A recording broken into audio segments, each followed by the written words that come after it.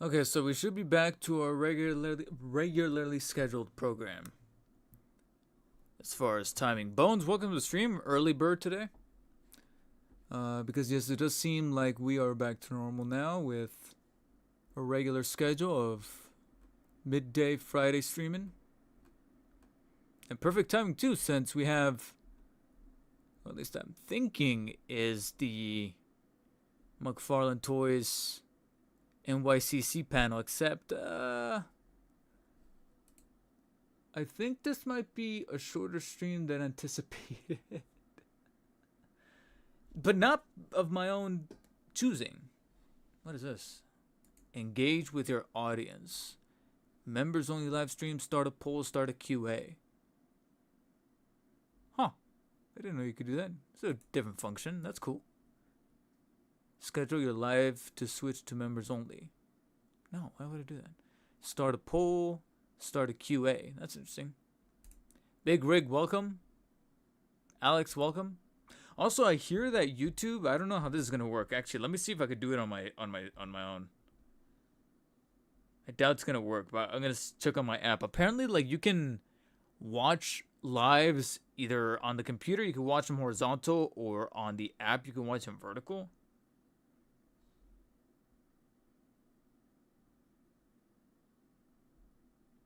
On my app, it just shows them vertical. It doesn't show them differently. So I don't know exactly how that's gonna work. Huh. All the same to me, though. Weird. Yeah, that McFarlane Batman Returns is whack. Like, yeah, I have the Beast Kingdom. Blackout Mao, you have it? I've been on the hunt for it all week, along with everybody else, which makes it all kind of pointless. I have a little bit of a mini rant, a little bit of a story slash mini rant, even though it's nobody's fault. It's just the way that things work. Where I went to one, there's like 3 targets in my area. They're all still pretty. I don't want to say far, but there's still a bit of a drive. Like we're talking 20 minutes up to go to any of these targets. 20 minutes minimum because of traffic. So they're a bit of a drive. I go to one in particular that tells me that the other that is across town, that is a little quicker to get to via a freeway, but we're still talking about a 25-minute drive. She says that there's 6 at this other target because I show her the barcode for Batman Returns. However, I do know that the only reason, rotate your phone. Oh, you're kidding. Okay, I'm not gonna try that. Anyways, however, I wasn't. The only reason for why I went to that other target is because I still had time to kill because I was waiting for my girlfriend to be ready with like dinner and stuff. But if I was in a rush, I probably would have skipped it because going to that other target, I did know, I wasn't naive. I did know that the Batman Returns Theatrical Edition barcode also shares the same barcode as the Superman movie figures. So I go to this other Target. On the shelf, I see one Superman movie, Superman robot, Superman bot. You know, the bot, the robot, the blue robot. Theatrical Deluxe Edition. Just one on the peg. So I'm like, all right, she said 6, so maybe the other 5 are the Batman Returns wave. I ask a worker at Target. She says that there's more in the back. And I'm like, oh shit. Oh shit. Maybe. The fact that they weren't put out and they are in the back and they've been getting shipments in different targets here in the area. This could be it. She goes back there. She's back there a little more than 5 minutes, but less than 10 minutes. It was somewhere around there, like 7 or 8 minutes or so. Comes back and the remaining 5 are nothing but just Superman bots. Literally. It just killed my mood for this whole fucking hunting thing. At least at a serious level. Like if I have to go to Target for like French toast bread or Nutella, because that's where I get it the cheapest and the smallest, that makes sense to me because I'm the only one here in the house that eats it. I'll check out the McFarlane toy section, but I'm done. I'm fucking done. I'm done. It deflated me so badly. I was like, I'm done.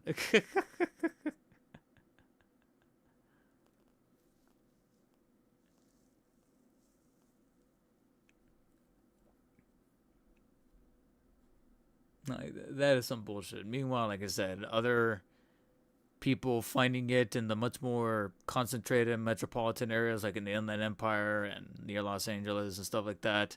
Some of which just, again, incidentally find them the same day, almost as if they have someone on the inside working at Target that they bribe to get them first and set them aside, even though you're not supposed to fucking do that as an employee. It's illegal. You get fired. If I couldn't do it when I worked at Best Buy, then they shouldn't be able to do it. It's fucking bullshit. That's what pisses me off the most, just the unfairness of it all. So yeah, I'm done. And then on top of that, the one thing that kind of motivates me to not want to do this anymore, or not hunt in a very serious way, is because yesterday, and even this is a little annoying because there's some uncertainty, a level of uncertainty to it. Yesterday I got charged from Entertainment Earth, $35 and then some tax, so it's like $38, and I'm like, what is that? I check, and they charged me for the Penguin from the Batman Returns wave, because I do have pre-orders with Entertainment Earth for Batman, Catwoman, and Penguin from the Batman Returns wave. Penguin got charged, and it's in processing, but only Penguin. So far, nothing on Batman and nothing on Catwoman. They're both still on the pre-order stage, and they haven't charged. So, but they're part of the same order. They're not separate orders. They're the same order, and I pre-ordered them all three at the exact same time. I checked them out in the exact same cart that same morning. So I'm hoping that even though they charged Penguin, they're not gonna ship it individually. That would be the most annoying thing ever. That they'll just ship these things individually. I'll be like, no, just process Penguin, but then keep it on the side, and then just wait to see if maybe, hopefully this means that in that same warehouse that Entertainment Earth has, wherever they're located at, they have the boxes for Batman and Catwoman. They just haven't actually cracked them open and started scanning them into orders yet. I'm hoping that the case is the latter, where they just haven't gotten to the boxes of the Batman and the Catwoman there on the sides. And then once they do and scan them, they'll be like, okay, David's order has been scanned. All three are processed. Put them in their own box and ship them out via his method. So hopefully that's what's happening. That's what I'm waiting on. And if that is the case, then that kind of puts me at ease of quitting this serious form of hunting, because it's like, all right, it's been bullshit anyways. At least I know that Entertainment Earth is shipping my order out. So I'm like, all right, then just let that happen.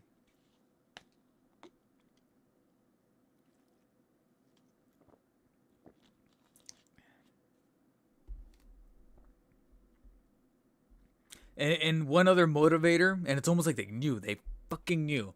One other motivator that made me go serious with the hunt earlier this week, and why it was so disappointing when that happened yesterday with the Superman bots, is because, for some of you may know this, coincidentally the same week that these my lip is bleeding again. I don't know why. I need to put more chapstick on. Incidentally, the same week that these Batman Returns, not just Batman Returns, but also those other Batman figures, like the Hush Riddler, the DC Classic Scarecrow, the what I like to call the Mustache Batman, the one with the orange and black suit, Batman Incorporated, which I actually did find, and a couple of others. The same week that these drop, Target also has a deal going on where if you spend $75 on toys or more, you get, what is it, like $20 off?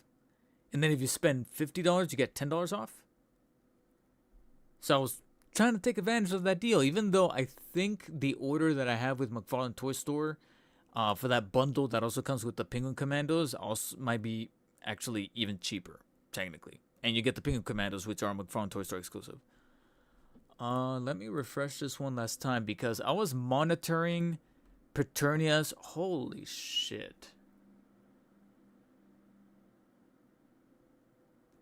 Just a heads up, guys. I think today's stream might be a little shorter than anticipated.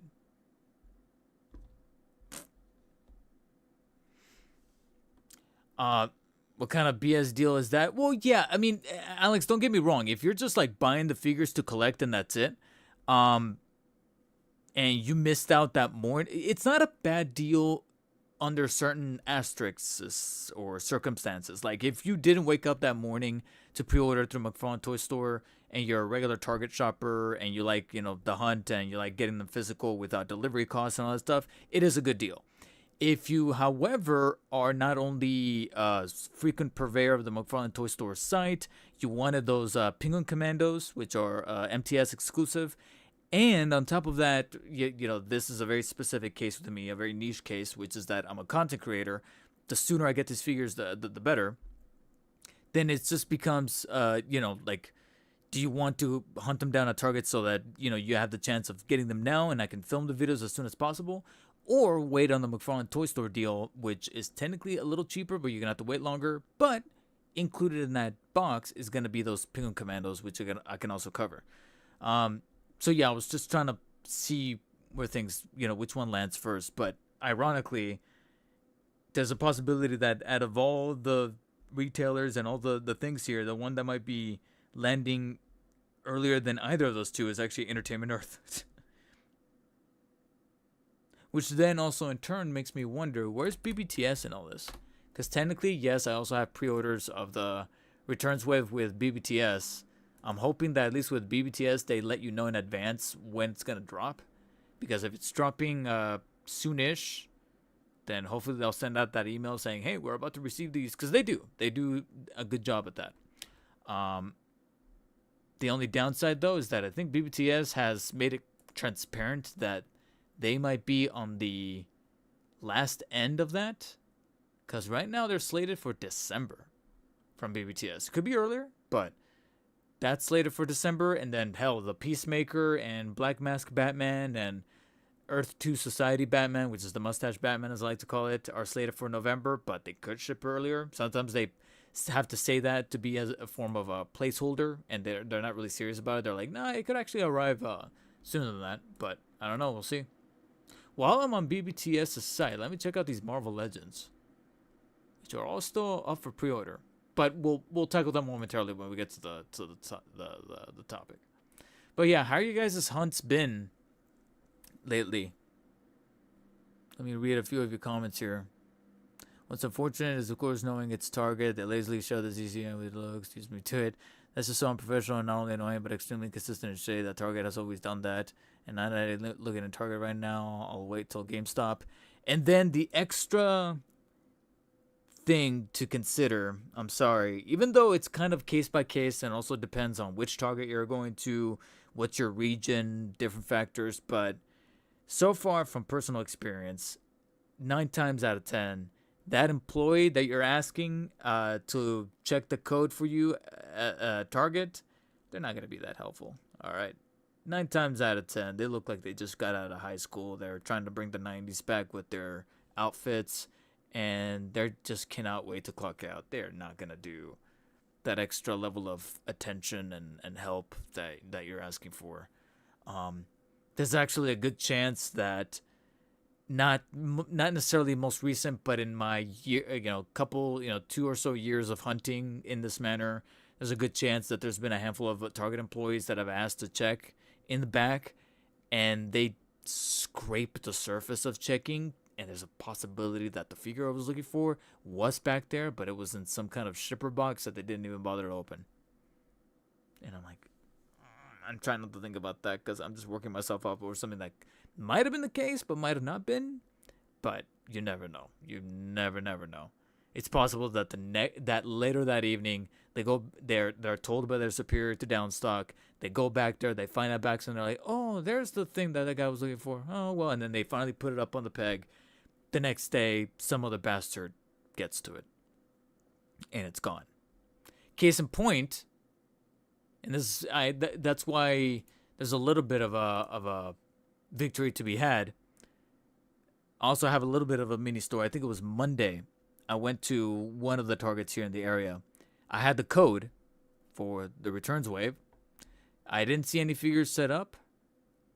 I know that there was a big Target switch up happening within the toys aisle, as well as this like Stranger Things display that they were trying to put up. I saw some new Marvel Legends stuff, like the X-Men 97 Wave 3, I think they're at now, or Wave 4. So I saw those put up, and I'm like, all right, they are, in the process. There was this girl that was setting up the Stranger Things display up on a ladder. I approach her and I say, I have a question. I have a code here. I was wondering if you could scan it to see if you guys have it in stock. She did not even look at the code. She just looked straight in the eye. Looked at me straight in the eye and was like, "It's for the DC multiverse figures, isn't it?" I was like, "Ah, oh, fuck, it's that bad." I got annoyed, but not at her, just at the situation that obviously it means that others are hounding her. Do you guys have the Batman figures? Batman figures? And I'm like, that, so it's been a roller coaster of a week as a toy hunter, where the week it started off with that situation where the girl didn't even have to look at the code. She immediately was like, "You're talking about the Batman figures, aren't you?" Because it means that others have been asking her. And she sure enough said, "Yeah, we've been getting a lot of questions about those." And she says that she pretty much was transparent and said, this is actually one of the good employees. She straightforward said, "We have a lot of pallets back there. There's a chance that it might be back there. There's a pretty good chance. But they're all, in those bigger brown boxes. So not just the smaller McFarlane ones with the McFarlane logo, but the bigger ones, the ones that are about this size, that are on top of the wooden pallets. And if you guys have worked retail, you know that when they're on top of those wooden pallets, they're also wrapped in like 3 or 4 layers of cellophane holding them together that just came off the truck. To cut through all that stuff, it takes close to about half an hour or so, and you probably need like 2 or 3 people working at a time to be able to break it down as quickly as possible. I knew how that was going to go down, so I just told her, that I understood, and that basically just keep checking. And she just kind of reaffirmed me, saying, "Yeah, just keep checking in the next couple of days. Our goal is to get through all that stuff this week, so that by Wednesday or Thursday, it'll cut through, and we'll get that stuff up on the shelf as soon as possible." I'm like, all right, cool. The next day I had some free time. I went back to that same Target,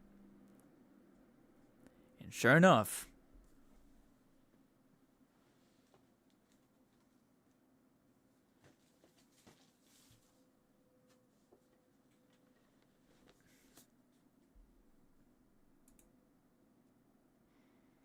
there were 2 on the shelf. I got the one that didn't have a dent because the other one had a little bit of a dent on the corner of the box. So I took the one that was seemingly the most clean. And I got both. It was a very bittersweet moment. Mostly sweet, I guess. Mostly sweet. Because sweet is 2 things. 1, I found at least something. And 2, I found the one that is technically not purchasable online, save for GameStop. GameStop is the only one that you can buy. You can pre-order this online, and I believe he's gone now. Actually, I think he's sold out on GameStop. I don't think you can order it anymore, and that was the only way to order it online. If you're trying to find them physically in store, I'm sorry, if you're trying to get it to like Target or Walmart, or I think even Best Buy, I think Best Buy might start carrying him. You need to walk in and hunt him down. You can't order him online. So, I guess out of the entire wave, this is the guy that if you are finding it in store, I guess you should buy it. So I did manage to find him. So, like I said, out of those 4 returns figures, I guess if I was to find one in store, it would have been this guy. I guess it's a bit of a blessing in disguise. Now that's the sweet part. The bitter part means it is basically if there were 2 of those guys on the shelf, what does that tell you? They were there. The rest of the wave was likely fucking there. They got to it. They finally got to it. Was probably the next pallet that they tackled that night. Cracked them open and were like, "Oh, hey, the returns figures that people have been asking for." Probably put them up on the shelf, and then whoever was at that Target at goddamn 7, 8 o'clock at night. 7, 8 o'clock in the morning, because I think that's when they open now, because we're officially in holiday hours now, believe it or not. 7, 8 o'clock in the morning, bum rushed in and grabbed them and possibly even scalped them. They might not even be collectors, might be fucking scalpers. That's what I'm trying not to think about because it gets my blood boiling. So that's the bitter part, is knowing that if this guy was on the shelf and there were two of them, or left behind, there's a there's like an 80 to 85% chance that the rest of the wave was there and it got either scalped or just grabbed by other people, and it happened. So that was a that kind of got me feeling, like I said, pretty bittersweet. And being that this was there, just to be on the safe side, I asked a coworker. I had her scan this code since it was already here in my hand, um, and she checked in the back. She was like, "Yeah, no, that's it." And I'm like, "All right." So yeah. So I technically didn't leave empty-handed. I think that was on Tuesday. And since then, like I said, I've been routinely going through the targets. It was on Thursday. Yesterday? Or was it Wednesday? No, it was Wednesday when that moment happened that I told you guys earlier, where the lady said that there were six. Got kind of excited, and then when she came back, it was nothing but just Superman bots. That was Wednesday, and then yesterday I checked a couple targets, and I didn't find any other returns figures. I didn't find the returns figures, but I did find two things.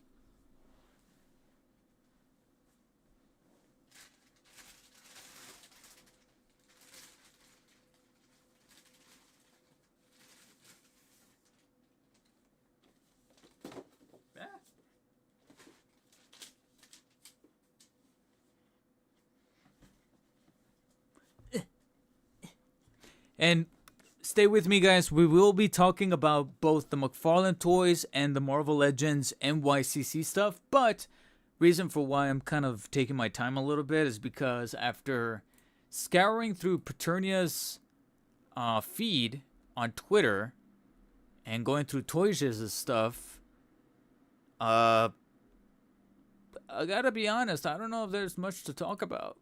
It's a little unfortunate, but that's just the nature of the beast. So we'll get to that. But I went back. I did another round of the targets yesterday. Still didn't find any more return stuff. But at one of the targets, I actually did find two things that I was like, ooh. One, I was literally Okay, hold on. Let me start off with the one that I for sure told myself, I gotta get this. It's crazy and kooky and weird enough, but I'm like, all right, if I'm gonna get one of these, it's got to be this one, the gay Batman. I'm kidding. Well, I'm sort of kidding. The rainbow Batman. I'm definitely gonna make a short out of him. He's not gonna be a full review. He's gonna be a short, because obviously, if you can't already tell, it's the Nightfall Buck again, and here's the thing. Obviously, McFarlane, I don't know why they've been doing these like multicolored versions of this panel here. The rainbow Batman, he's been doing all the colors that you see right here. So the green, the orange, the pink, the yellow. I think there was like a purplish one, which I think, and then recently he released the pink one. So these have been released before. I think they've been predominantly being found at Walmarts. And then, of course, there was the Bullseye one, which I think comes from the same Detective Comics issue. I think. I could be wrong. But it's the one where he's like wearing different colored outfits to make sure that he takes away the ire from Robin, because I think Robin's the one that's being targeted. So that's why Batman says he needs to wear a different colored suit to attract attention. Okay. So McFarlane's been making figures out of all these guys, and truth be told, I was just not seeing the appeal, to be honest, especially since it's kind of leaning into that. Oh, sorry, leaning into that whole thing where if I get one, I kind of need to get all of them, because it's like an army builder sort of style. The green and yellow ones, yeah, that's true.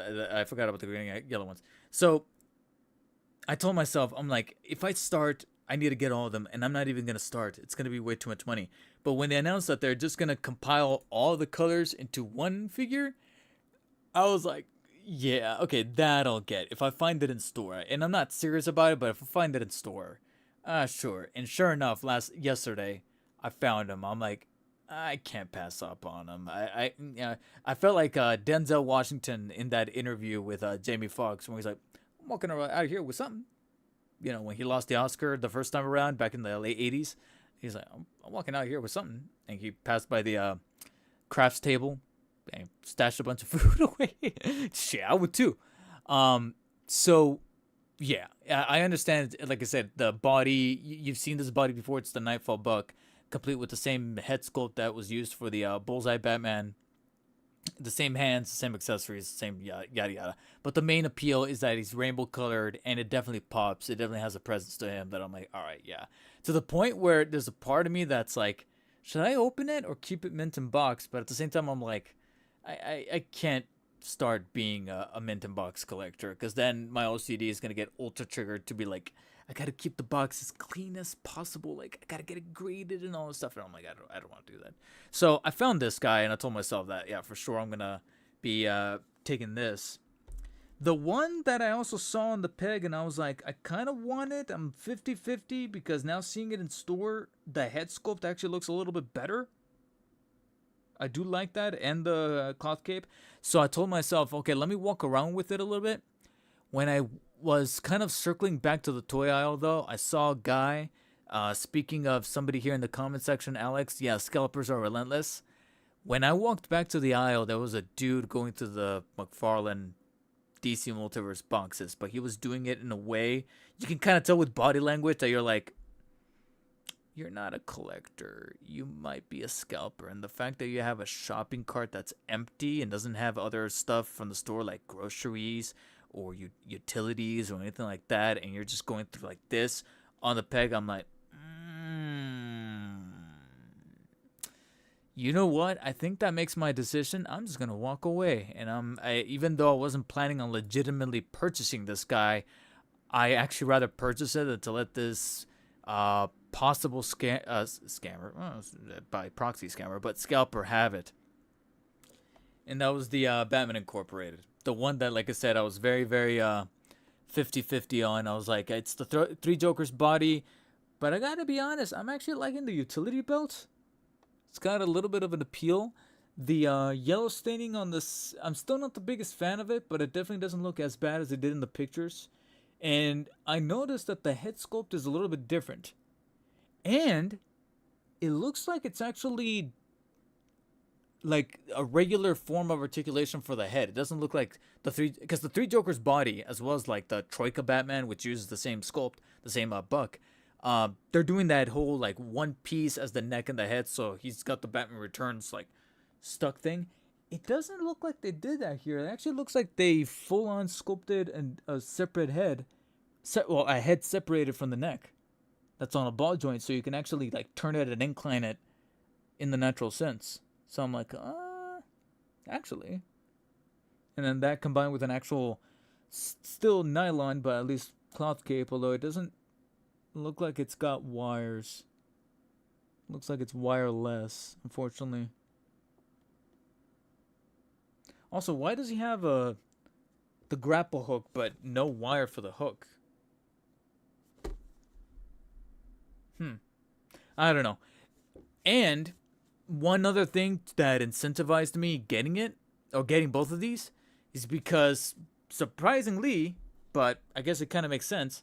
So both of these are $25 now, right? And again, I've had my things to say about the uptick in prices of how these used to be like $20 back in 2021, 2022. Then they went up to $22.99, and now they're $24.99. But I guess you could say we slightly traveled back in time a little bit this week, because remember what I said about Target and their current Target Circle member offer that if you spend $50 on toys or more, you get $10 off? These two together were 50. I put in my phone number. Both came out to 20. We went back in time to 2021, 2022, where we're back to regular $20 McFarlane figures. I was like, okay, that actually softened the blow a little bit. Both turned out to be 20. I was like, all right, I feel a little bit better about these. $20 each, so 40 total. I was like, all right, that helped it, and in the process, I get to keep them from falling in the hands of scalpers. Especially since, like I said, you could say that about any situation, but in this specific case, I was going back to the aisle and I saw that a dude with a shopping cart was going through the McFarlane peg like this, like that. I was like, "You're not it, no, no."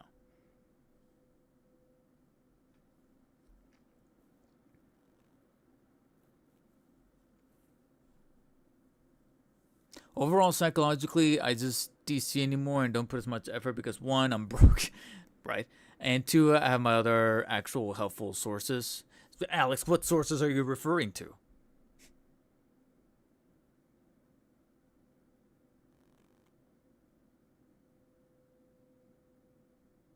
Yeah, Alex, the Deathstroke and the Mirror Master, I think those also share UPC codes with something else. I can't remember what that other thing was, but yeah.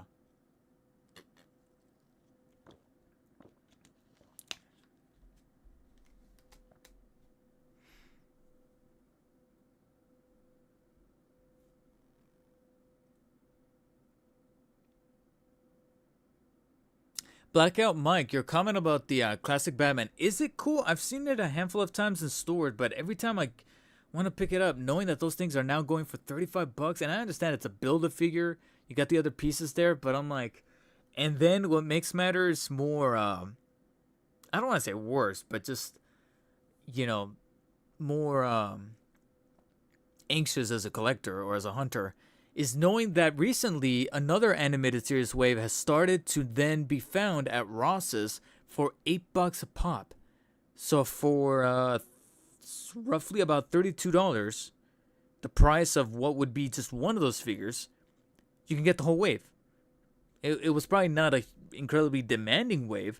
If anything, the wave that I'm thinking about that would be glorious to be found at Ross would be, which I doubt, which now automatically probably means it's not going to happen, would be the build the Bruce Wayne wave, the wave that lets you build the Bruce Wayne from animated series. Because the wave that I'm referring to that was being found at Ross's recently, but the animated series DC Direct was the one where you build Zeus, and which is arguably not a very well known character, so that's why it probably didn't sell that well, and the extra allocated inventory made its way towards Ross's. I highly doubt that the Bruce Wayne wave is going to be any different, or it's going to be the same, because I think there was a bit more demand for that. But we'll see. We'll see.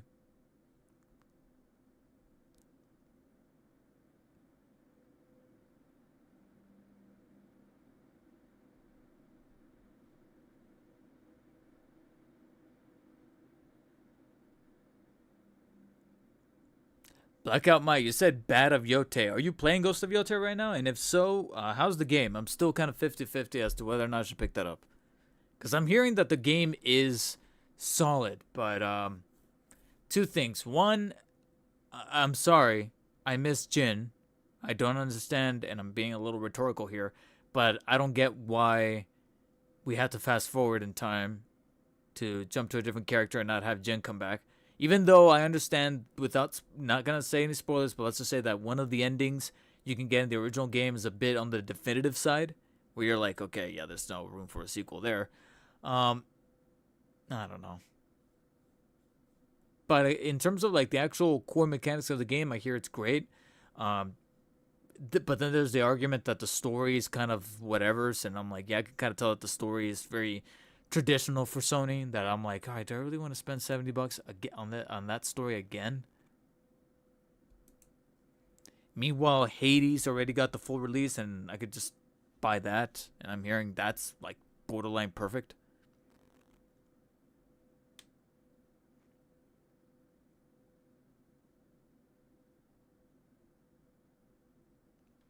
Just GameStop, specifically the GameStop in my Galleria. I've known them since 2023, but they always got a ton of inventory, so there's some for everyone. Nice.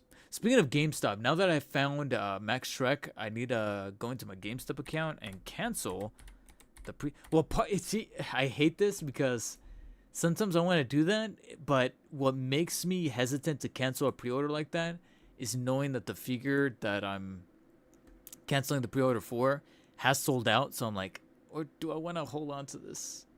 Should I do it? Or should I do it? Should I wait?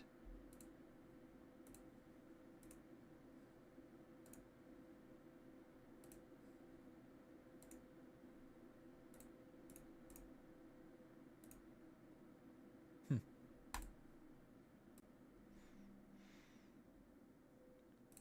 What I should cancel, because the more I think about it, the more I'm like, you know what? I think I'm good. Is the Batman Returns Robert the Duck Mobile? I gotta be honest. The more I think about it, the more I'm like, I think I'm good on that. I think I got it because of hype. But knowing that it's $100 that I don't have right now, and let's just say that both on my side and on my girlfriend's side, things are looking a little dodgy in regards to jobs, job seeking. That I'm like, I think we should keep the focus on.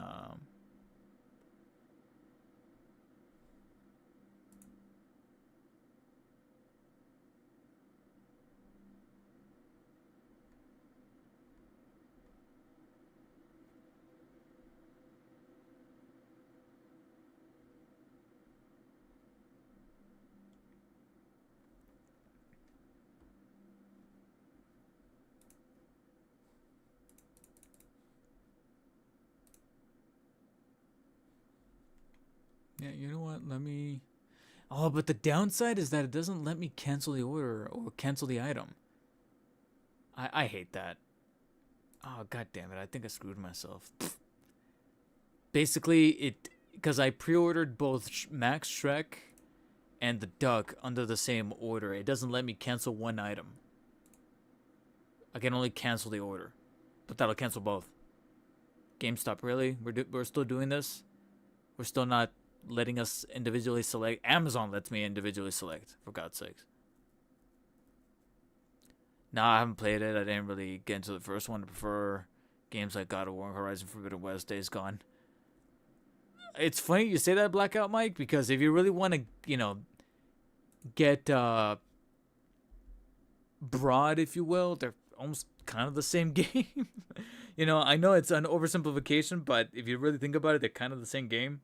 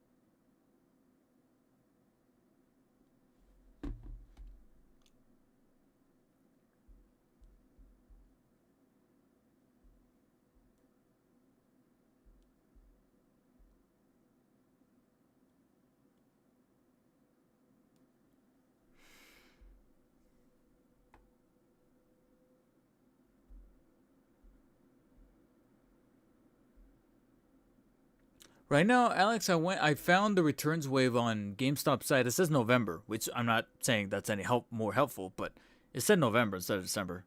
BBTS is the one that says December. Granted, there's this like thing going around where they say that if you pre-order in store as opposed to the site, you might get them sooner because they're pretty much Jesus Christ. I don't know how real this is. It's just pure speculation, pure speculation. But what I'm hearing is that certain stores, maybe not all, but certain stores, especially the ones that are corporate instead of franchise regarding GameStops, because they're trying to keep money inside of that store and retain it to make sure that they don't get shuttered. If you even pre-order almost anything in store, whether it be a game, obviously, but also a collectible such as a McFarlane figure, you'll actually possibly get it first. They'll like call you up and be like, "Hey, it's here," as opposed to the people who pre-ordered online. I could be wrong. That might not have any weight, but I hear that that's a major incentive as to why people, when the returns wave dropped, there were some people on social media flashing their receipts saying, showing the little $5. And just like with games, you would have to put down a $5 deposit. And I feel like it, which I guess, from the store's perspective, it would make sense to be like, okay, yeah, this guy or girl, but mostly guys, yeah, let's just be honest, it's mostly guys, put down the $5. They put down money already. Uh, we should probably prioritize them because they already spent a chunk of the money. Hit them up and tell them like, hey, the Batman Returns wave is here. Come in, pay the rest, and we'll get you your box. As opposed to the people who pre-ordered online, didn't put any money down, and they're still waiting at home. It's almost like the fast food approach to it, to where if somebody calls in and places an order, or somebody's already at the register right now in the store, who are you going to service first? The person at the store. They want the food right. They're there. They want the food right now.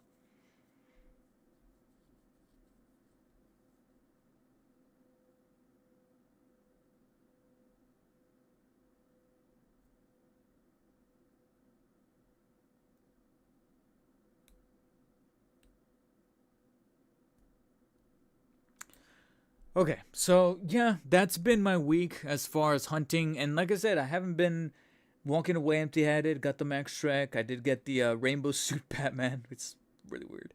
And the incorporated Batman. I might try hitting up a couple more stores today before hitting the gym, but my priority is to go into my storage unit because I need something for a shot to finish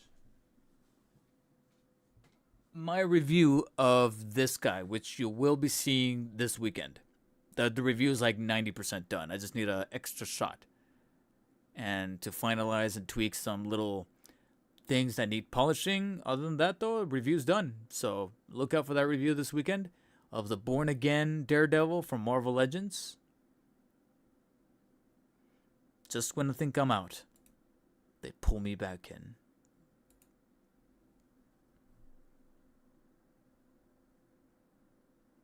Is it focusing? I don't think I have my focus turned on. Actually, I might be wrong, but I think the autofocus is turned off. And for good reason, because sometimes it spazzes out anyways. So yeah, I'm finishing the review for this guy. While I also start prepping for the DC Rebirth Batman and Batmobile 2-pack, which I also got earlier this week. And then today, let me see if I can get it.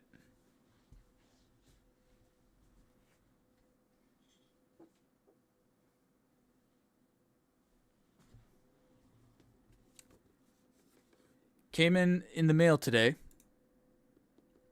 Mobius chair Batman. I finally have a figure that comes with the Mobius chair because I understand that the Mobius chair has been used, I think, somewhere close to about 3 times now. Metron, and then this guy, and I want to say there was a third guy. There was a third character. Oh, that Lex Luthor figure that's like blue came out a little while ago. I think it came out either last year or the year before. In fact, I almost want to say it was 2023. I don't think it was even last year. It's been a while. So this is the third use of this chair, but I never actually owned it. I've skipped on those 2 other figures. I actually, funny enough, I think it was earlier this week when I was doing my hunts, I actually did find the Platinum Edition of Metron. So it's the black version of Metron that came with this chair in the Collector's Edition. That, why is it already getting a lot of, Jesus. Come on. Why does the box do that? Why does the box fucking do that? That is gross. That's annoying. That's... Why do these boxes attract so much finger oil? Look at that. It was pristine coming out of the box, and now it's got this goddamn... That's annoying. It's gonna happen, though. Whatever. Because this box, it's actually borderline minty. Like, there's barely any scratches on the window. Very clean, no dents, no nothing. And I was actually pretty proud that it came in.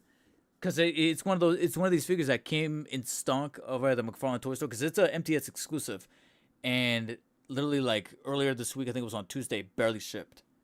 So they must have gotten, this is probably like the freshest batches.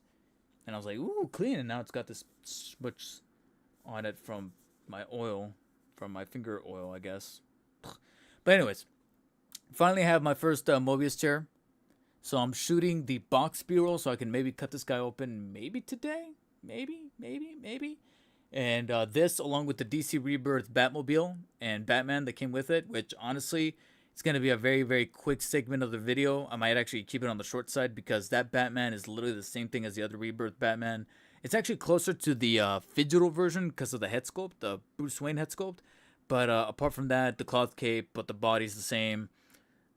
Color is notably different, but otherwise, there's nothing intrinsically better or worse. It's just the alternate version. So that portion of the video, I can almost tell you, is going to be like a really quick 6 or 7 minute segment.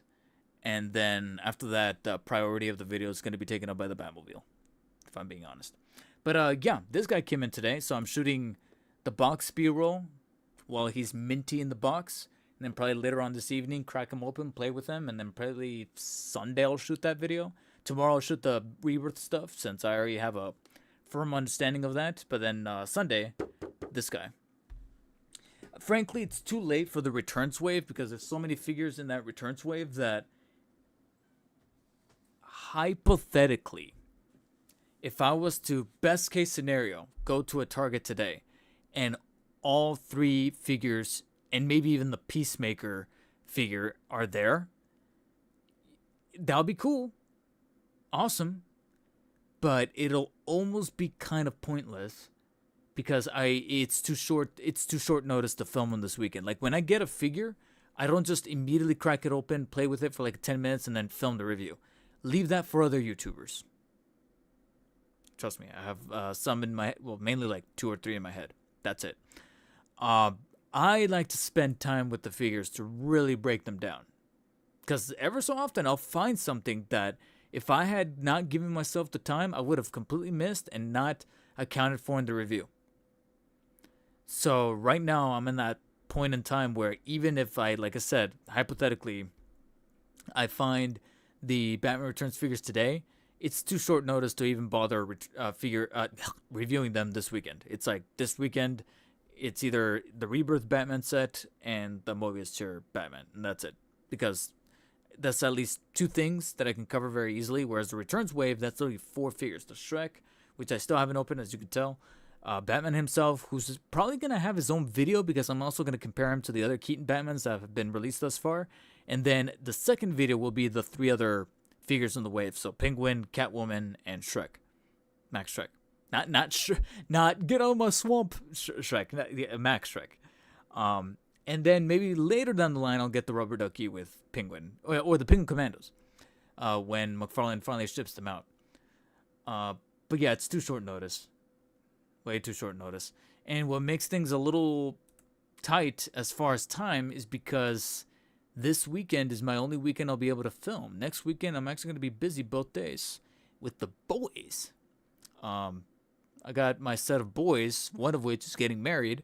And next weekend, we are doing our groomsmen tux fitting, along with kind of a bachelor thing, more so of like a guy's group hangout. We're not doing the typical thing that you'd expect out of a bachelor's thing. It's more so like hey, let's just go somewhere where we can have drinks.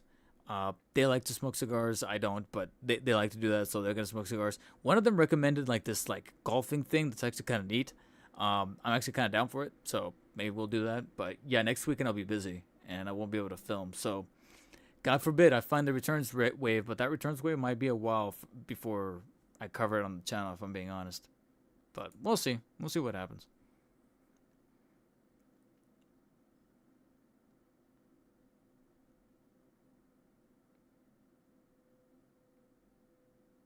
The figures come with some oil and joints sometimes. Either that or P. Diddy got a hold of it. Well, no, Big Rib, like what I mentioned is like the natural oil that comes from your hands. Like it was smudging on the corner of the box. It's so annoying. So I just ranted for 50 minutes without even covering any of the topics thus far that I listed in the thumbnail and the title of this video. However, I didn't necessarily do that by accident.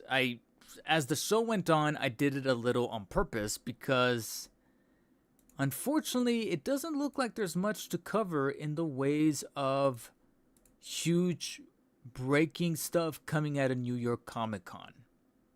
I thought it was going to be a different case, but if the posts from Preternia over on Twitter/X are to be believed, it unfortunately looks like, for lack of a better term, McFarlane was a little unprepared. I'm just being completely honest. It doesn't look like McFarlane was really set on revealing a whole lot from McFarlane Toys. If anything, maybe he was a little bit more pressed to appeal to retailers, which he did, I think, yesterday, not today, but he did like this presentation towards members of not just press, but also retailers, like people who are in charge of actual like brick and mortar stores, some of which represent Target, Walmart, Best Buy, but also some mom and pop places and things like that, to say, hey, I need your guys' brick and mortar shelf space to cover my figures. And I feel like out of all the times in the year to really make that appeal and kind of generate that platform, it would be now to be as most vocal and frankly as loud as possible. Should the license truly be vacated, which he still hasn't necessarily put out an official statement on, but he's all but pretty much confirmed that the DC license is in fact vacating McFarlane Toys come the middle of the year next year. And one thing to sort of supplant that a little bit more were the showings from the McFarlane Toys universe, or as he calls it, multiverse panel at this year's New York Comic Con. Now, being that this is a McFarlane Toys panel at an official Comic Con of sorts, whether it be the San Diego one, the New York one, and whatever other cons he kind of visits, they're typically not necessarily live streamed in the fullest capacity, whether it be on Instagram or Twitter or anything like that. They're not really broadcast in that sense. Instead, you have influencers such as Preternia who are there on the ground floor reporting on it. And being that, of course, this is New York that we're talking about, since this is New York that we're talking about, I'm obviously not going to be able to come across them. I'm not going to be able to actually, this is completely out of the realm of possibility for me to be able to be near the vicinity. So I rely on influencers such as Preternia to report from said ground floor. And the first thing that McFarlane showed off at this panel was what looks to be Wave 2. Yeah, Wave 2 of the TMNT Page Puncher stuff. I've actually already seen a couple of these figures firsthand at Targets recently during my hunts for the Returns Wave. And they look okay. They are a bit on the overpriced side. They don't speak to me that directly, but they're not too bad looking, but they're also not too great looking. They're kind of sandwiched in the middle to the point where I hate to say it, but they definitely feel like a figure that I would gladly pick up when I see it at Ross. And it looks like a lot of people in the comment section are starting to feel the same sentiment. So now you have Raphael, Michelangelo, and people are not really feeling the bebop apparently. Yeah. So yeah, that was the first thing that was shown.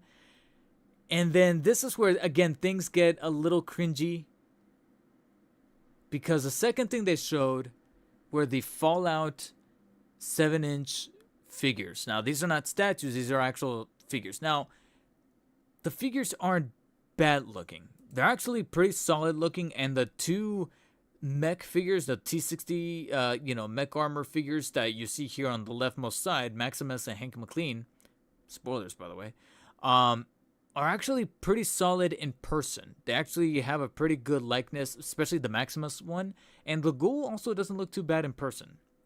Notice I'm using the words in person a lot, because it's just a little strange feeling that a whole panel, not a whole panel, but a whole slide of the panel was to announce that these Fallout figures go out for pre-order October 23rd in literally just a little shy of 2 weeks.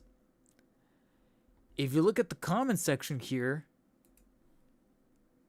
laughing my ass off, they're already in Targets. I picked up 4 of them today, including the red label one. Actually, hold on. Let me, why do I even have to say anything? Let me show you.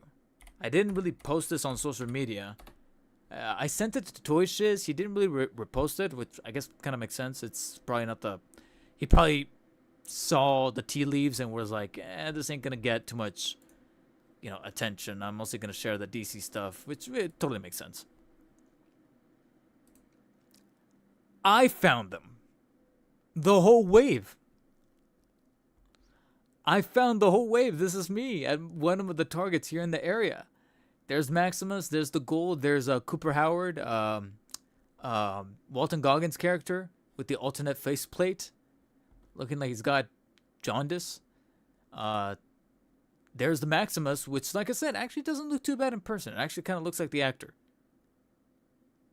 And when I pick up the box, it's actually pretty weighty feeling. It actually has some heft to it, where I'm like, all right, the $30 price tag, and that's the thing. These things are $30 a pop, almost like collector's edition prices. But they kind of make sense for the T60 figures. So whether it be Hank McLean or Maximus here, they're the only ones that actually had some weight to them that makes that $30 price point a little more worth it. Not so much when it comes to either the Cooper Howard or, as you can see right here, I can't remember, Sarah something, I think it was her name. She's one of the characters from the show with the eye patch, and she even has her replaceable head plate. She's got some alternate hands and the weapons. It's a little steep though for the $30. And then I also found a little bit of the DC Sonic crossover figures. But yeah, I found them, guys, and I still left them. You can see the price tag right there, $30. And the Ghoul also was not too bad, only because it is Walton Goggins again. He's got the hat and the two weapons, but I still found them to be a little on the. I think they should have been 25. But the only ones that make a case for themselves would be the T60 characters, because $30, and if you want to get handy with a paintbrush, you can kind of bedazzle them in a way that will probably rival the Elite Edition T60 that came out not too long ago from the official Elite Edition wave. So it kind of makes you... the only real thing that the Elite Edition T60 comes with that is a little bit different than what you see here would probably be the weapons, the specific weapons from Fallout 76. But other than that, you know what I mean? If you don't mind sacrificing those weapons, then it looks like you got a better option here with that Maximus, because he also has the helmet sculpt, head plate, the head sculpt there, the weapon, well, at least one weapon, the jetpack, and then 4 alternate hands. I'm like, that's not a bad deal for $30. The other figures are the ones that are a little bit on the questionable side. But yeah, he is literally the only one that I was like, do I want to pick it up? But I'm like, nah, let's not start that here. Plus, best case scenario, later, and this was, I think, on, was it Monday or Tuesday? Actually, hold on. I think I can literally see the date on the image here. Yeah. Monday. It was Monday. Also, that showed the well, it didn't show like by address. It showed the city that this Target was in, which I guess is not a bad thing. I always say, whenever I find these figures, I always say what city it was in. So I guess that's not a bad thing. It's a Target. It's not like an actual residence. So I guess that's not bad. And again, like I mentioned before, this Target is literally like half an hour, almost, especially with construction and traffic that the construction has created. It sometimes takes somewhere close to like about 40 minutes to get to this Target from where I live. So I'm like, I have no worries there. But yeah, I found these figures. So it's a little cringy to see that McFarlane saying, hey guys, pre-order goes up. And I'm like, you guys should have just put up a slide saying, hey, find them at your store now, and then we'll let you know later when those links go up. Richie Figs this morning? No, I'm not a morning guy. I know that's a cross I must bear, because I know that, in turn, a lot of people will probably find figures earlier like that, but I'm just not a morning guy. I treasure my sleep a little bit better more than trying to find figures.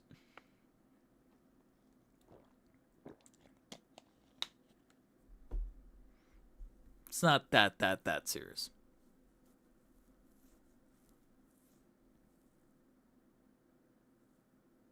Is the DC Rebirth the Batmobile coming out to select retailers or not? I don't believe so. I think they did confirm that that's a McFarlane Toy Store exclusive.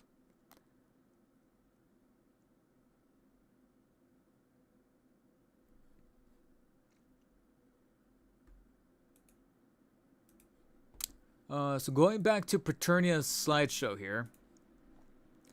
So it's not really a slideshow, but his feed. Oh god, I hate it when it does that. There we go.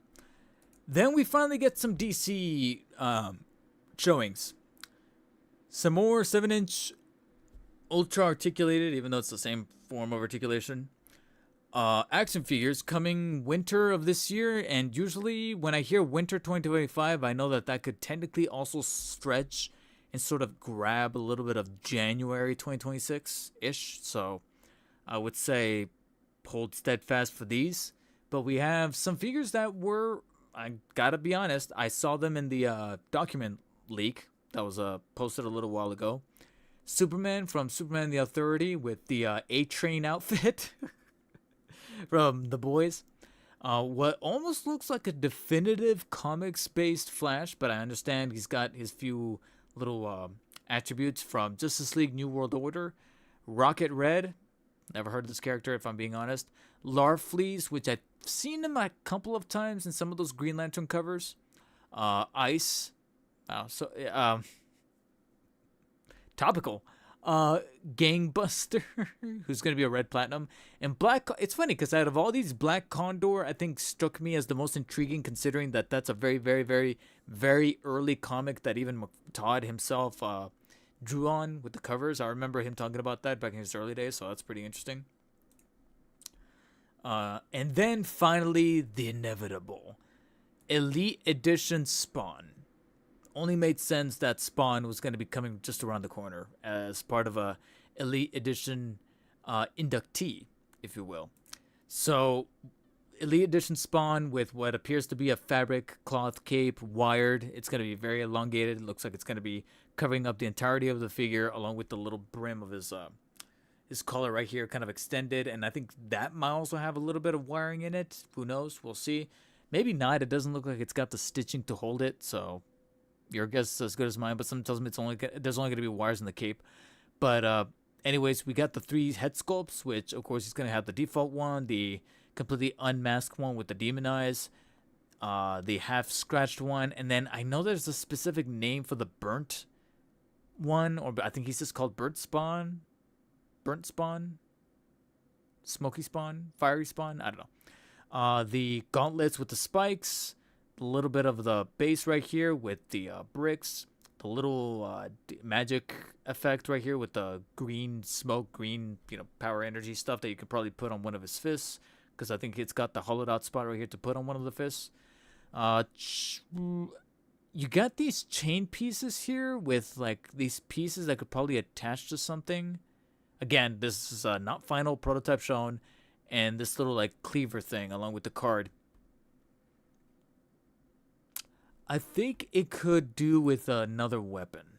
I think we're dealing with another Doomslayer situation where I think he could use another weapon. And plus, I mean, this is Spawn. Doesn't he have firearms? Why is there no firearms? Good hand accessories. And if you're not going to include another weapon, another pair of hand accessories. Heads are good. The head sculpts are good. That's good. The gauntlets are good. There's magic effect on the base and chains. But you only have one melee weapon. Doesn't he have like a little, like a Buster Sword style type of thing?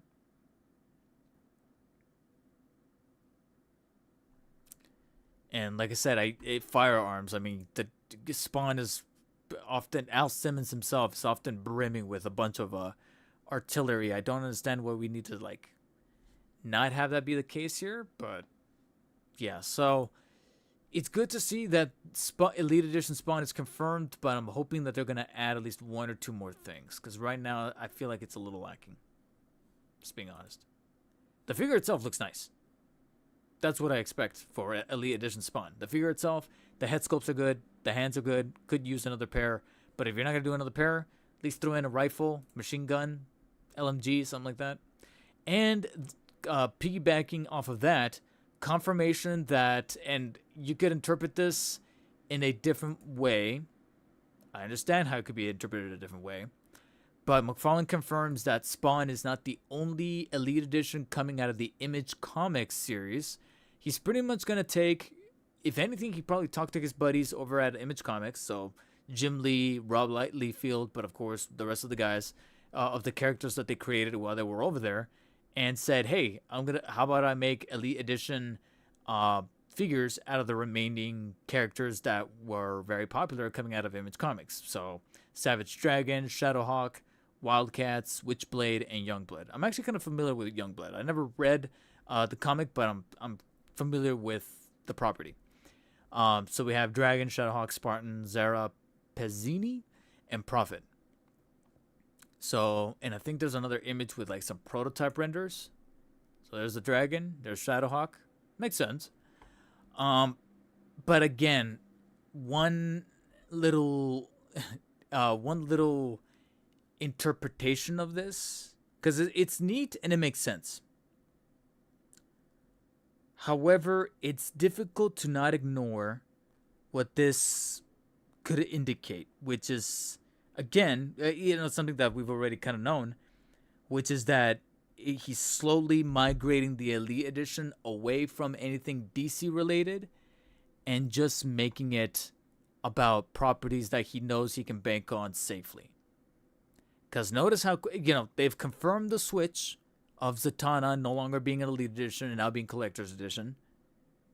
And probably the combination of the license expiring combined with the pushback that he got from Zatanna about Zatanna online, I think those two things together, he's like, you know what?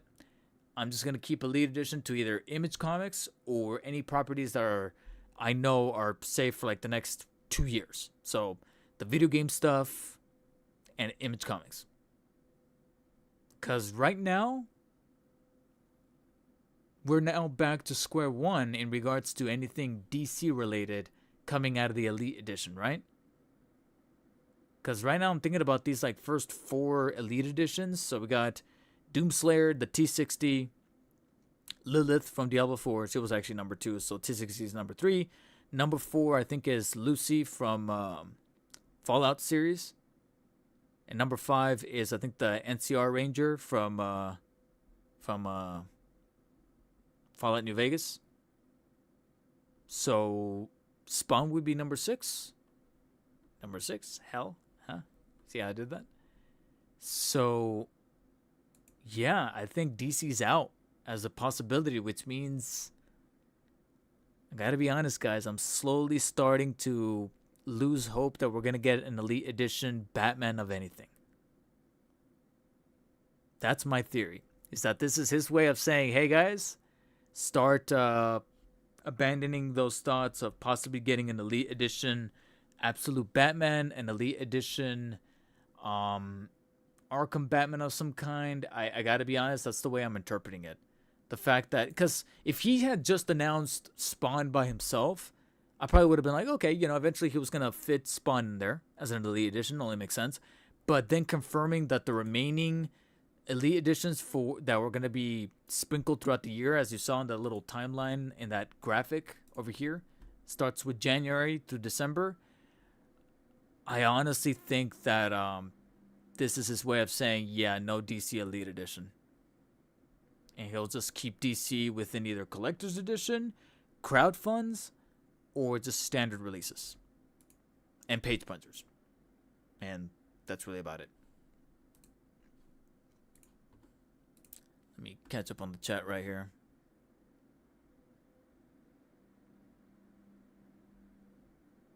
I got the McFarlane Bane and 2-pack of Adam and Space. Oh, yeah, that went up for pre-order. Oh, is that what you were talking about, Richie? The Walmart stuff? I got to be honest, I didn't see any appeal with any of them. And it looks like others feel the same sentiment. The only one that came close to, well, it did sell out, and for good reason, is obviously, once again, the reason for why it's been released, I think now 3 or 4 times, Bane. Sold out again, probably because people want a DC Multiverse Bane that has the color scheme of the animated series.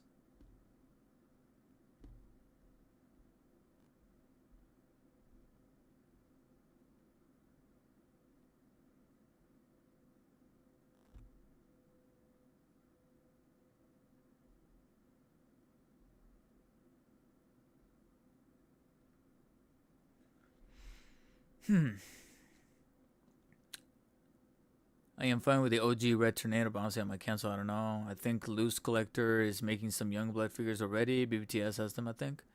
I'm not familiar with Loose Collector, if I'm being honest. He's got to at least make a Batman 1. Like, come on.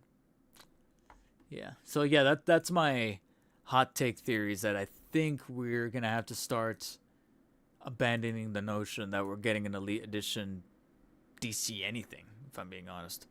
But speaking of DC, we did finally switch back to DC at NYCC during his panel. More page punchers giving some love over to Flash and Green Lantern.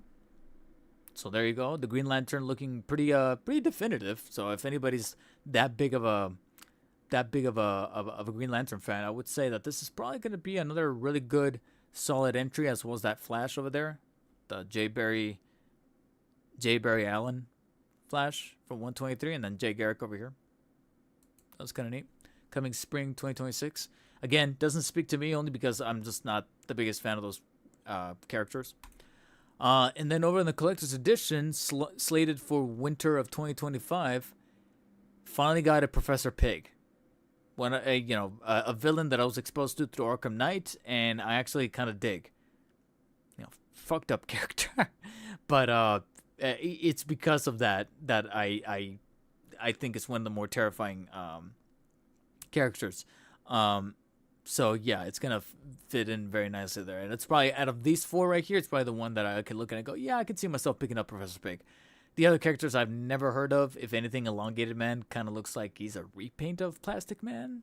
I could be wrong, but those arms are looking awfully familiar. And then we're getting Marvel Rivals statues. So not the figures, unfortunately, but because it is Marvel, he has to resort them to being pre-posed PVC statues / figures.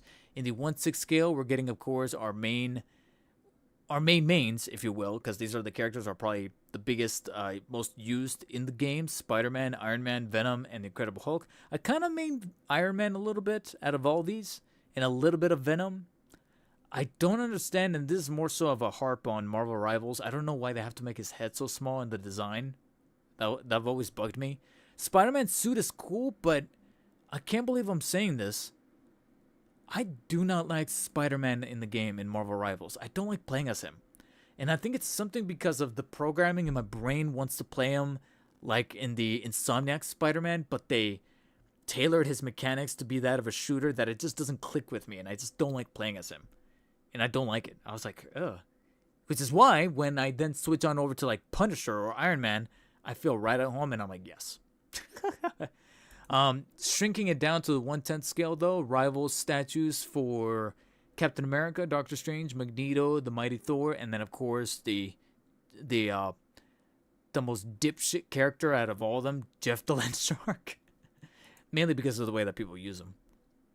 And then going back to Marvel Comics proper, in the 1/6 scale, we have Iceman and Blade, who I do believe both kind of got leaked a little while ago. There were some in-hand photos coming out of China for these two. And then Rocket Raccoon and Black Panther, which I think were teased a little while ago. I remember seeing these like illustrations that they were saying, hey, we're making figures out of these guys. I like that the base for the Rocket Raccoon is Groot's head right there, peeking from below. I don't like this design of Rocket. It's kind of ugly to me, if I'm being honest. But that's just me. I don't like the super skinny legs and then the Conquer's Bad Fur Day approach to his head. I don't like it. And then stringing it down 1/10 scale, comic statues, Doctor Strange, the Lizard, another Spider-Man, of course. They're gonna crank out those Spidey men. It's never not gonna be Spider-Man. Juggernaut, which looks pretty solid, if I'm being honest. And then, of course, Gambit, because more and more people, even though his name is Gambit, more and more people are inclined to call him Gumbo, which to me is fucking cringe. I'm sorry. I hate it when people call him Gumbo, because it just, I don't know, it just irritates me for some unbeknownst reason. Especially since I know that it's the exact same thing as saying Gambit, just 1 or 2 letters removed, and it's the same amount of syllables. Just say Gambit. Alright, you're not Wolverine, you're not badass, shut up. Just call him Gambit. Hey look, it's Gumbo. I'm like, shut the fuck up. I know it's very irrational, but I hate it when people say that. I really do. I don't know. But here's where things get rather strange. That's it. That's it for McFarlane Toys. That's why I was kind of procrastinating the beginning of the stream right there, is because that actually ended the McFarlane Toys the McFarlane Toys Multiverse panel at New York Comic Con. And one of the things that kind of lends into, because as soon as I saw these photos on the timeline, I'm like, oh shit, it's over, because this means that Paternia was able to walk up to the table and take photos of these. Damn, I gotta be honest, not the greatest of showings, because you usually want to end the panel on something kind of chunky, right? And knowing that McFarlane didn't end on that chunkiness there, I'm like, ooh, that was it? That was it for McFarlane Toys at New York Comic Con. And you can see right there that I'm thinking about, what did I walk away with? And not that much. If I'm being honest, not that much. If anything, I'm just thinking about, if anything, I'm finishing that like stream of posts from Eternia and thinking, oh, so about those LPCC figures, guys. I'm like, damn, I'm still thinking about that.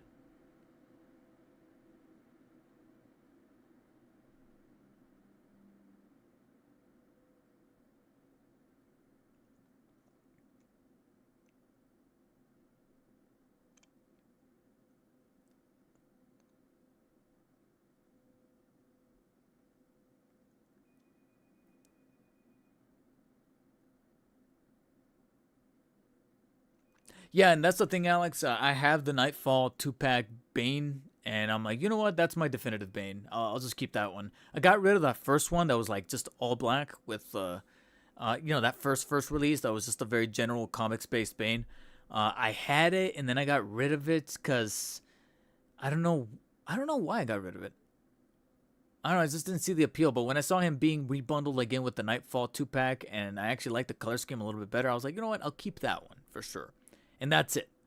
So seeing that glow in the dark version go up this morning as a Walmart con exclusive, I was like, I'm good. I don't need it. But naturally it's sold out because I'm like, that Bane sells a lot. Oh shit. No. Don't do it. Don't do it. My editing software wants to open. Don't.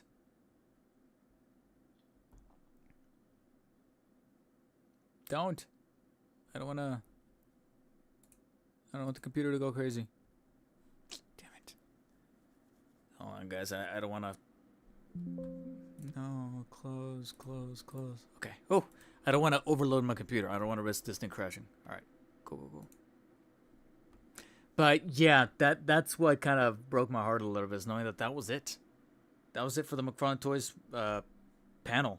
I was thinking that, oh guys, we got a lot of chunky stuff to talk about, and that's why we got mainly just two big topics and then a little bit of a follow-up on the LPCC/Inart stuff from Wonderfest.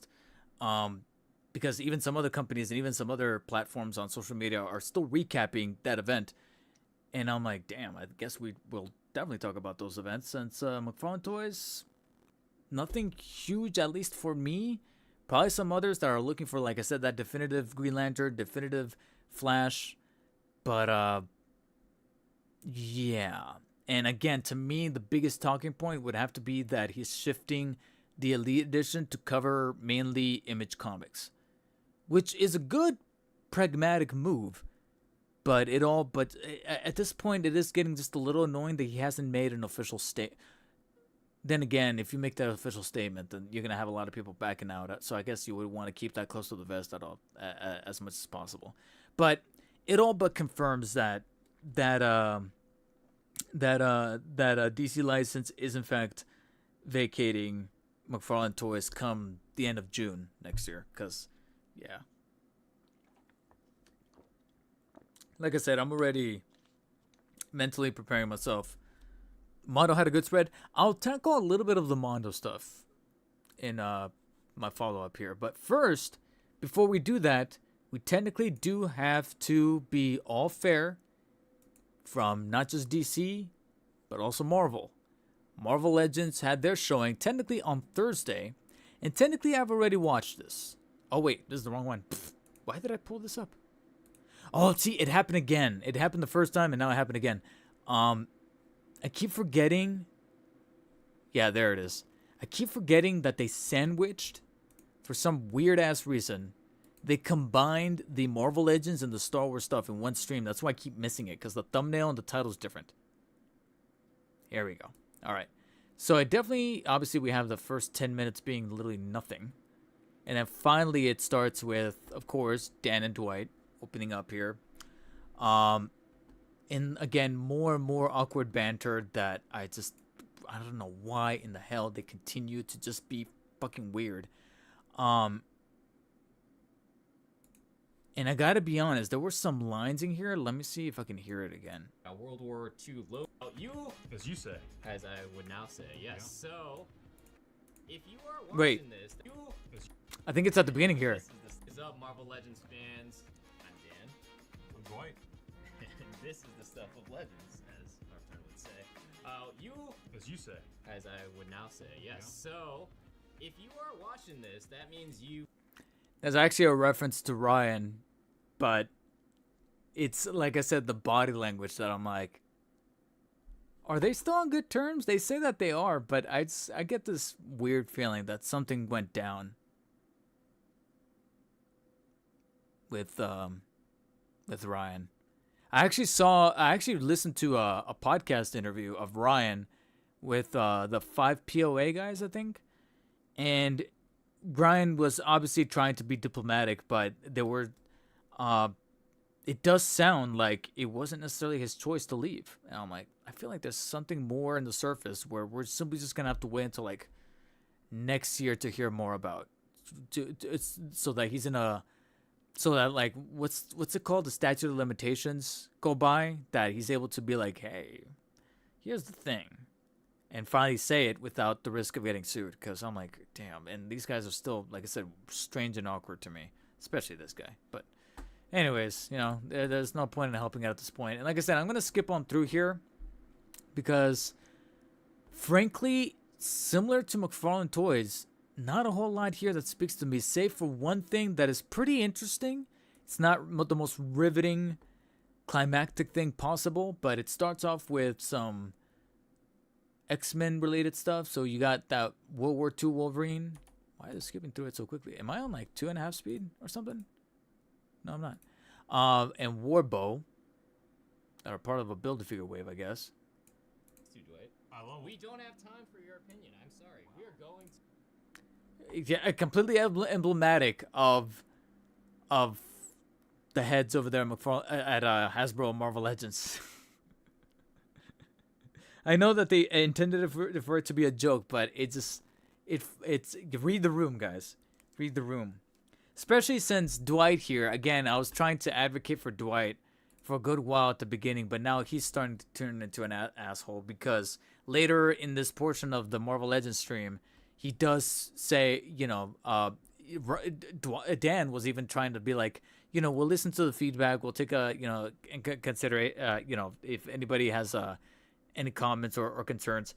But then Dwight has to like throw in that 2 cents saying, and we'll definitely hear about it. Like I said, in that very condescending sort of manner where I'm like, what's wrong with these guys? What is it?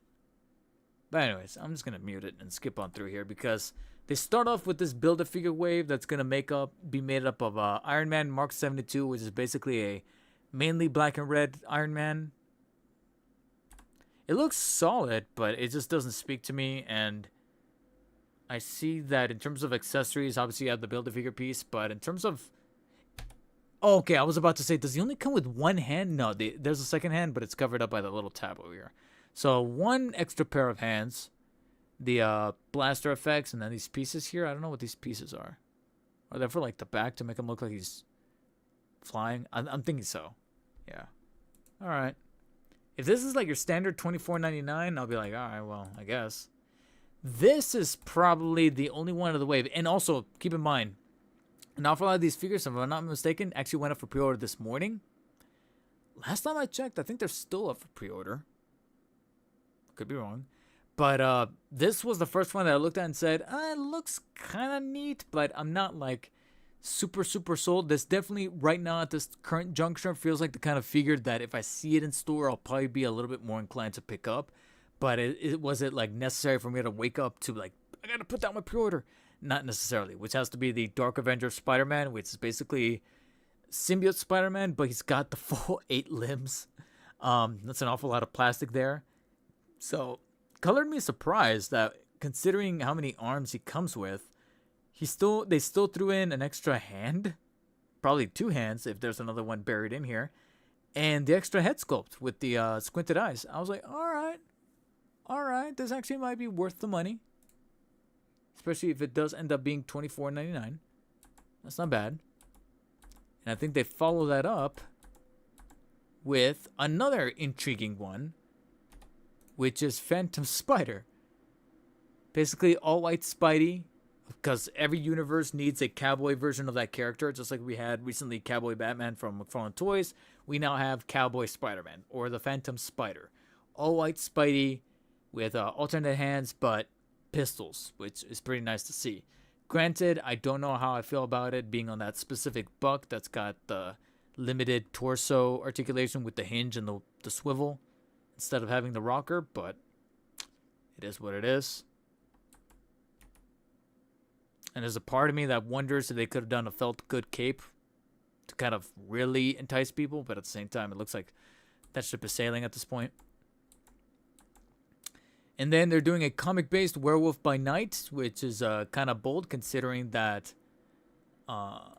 that a lot of people have been asking for a MCU Werewolf by Night, and they even acknowledge it here in the stream. I want to say Of a character that would be on a horse in a werewolf form.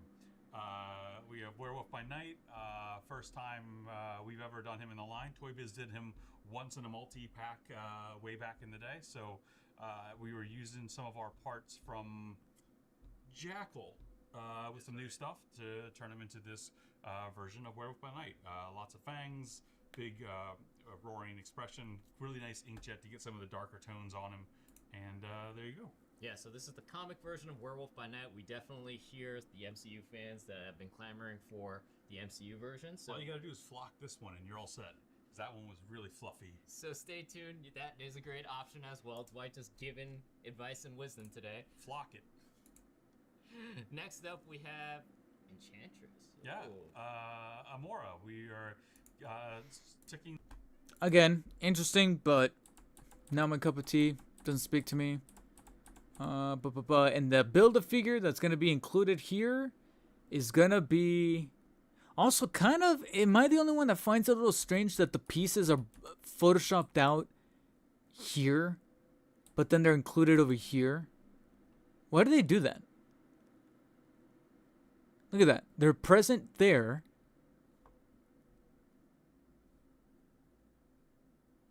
And it's funny because I don't think Wolverine even comes with any pieces for the Executioner. But then these guys have it photoshopped out. Why do they do that? You know, still look. Empty. Like, why do they do that? Oh, wrong button. So, yeah. That puts us at the Build-A-Figure, which is going to be the Executioner. Again, not very enticing for me, but out of all these, of course, the Spider-Man characters are the ones that probably piqued my interest the most. And even then, I'm not necessarily, like, flocking to put down a pre-order. They definitely feel like the kind of figures that I'm like, all right, if I see it in store and they look a little bit much more presentable in that sense, I'll pick them up then. But right now, I'm not, like the kids like to say these days, I'm not moved like that. So naturally, pre-orders went up this morning. Amazon and fan channels. Yada yada. Got a 2-pack of the Inhumans, Triton and Black Bolt, comic-based Black Bolt there. I do like the number of accessories they come with. But again, it doesn't speak to me. It's Inhumans. And I kind of feel bad for Inhumans fans who have to deal with the show. The only form of MCU representation of the Inhumans, aside from Black Bolt briefly showing up in Multiverse of Madness. Another 2-pack of Marvel's Inhumans with Gorgon and Medusa. Again, 2 characters that were done super dirty in that show. I watched it. For those of you who don't know, I watched the Inhumans show, and yeah, it's fucking terrible. How could they have fumbled it so bad? And this was around the time that they were doing Netflix Daredevil, and I'm like, why didn't you guys just get those guys, get those and bring those over here?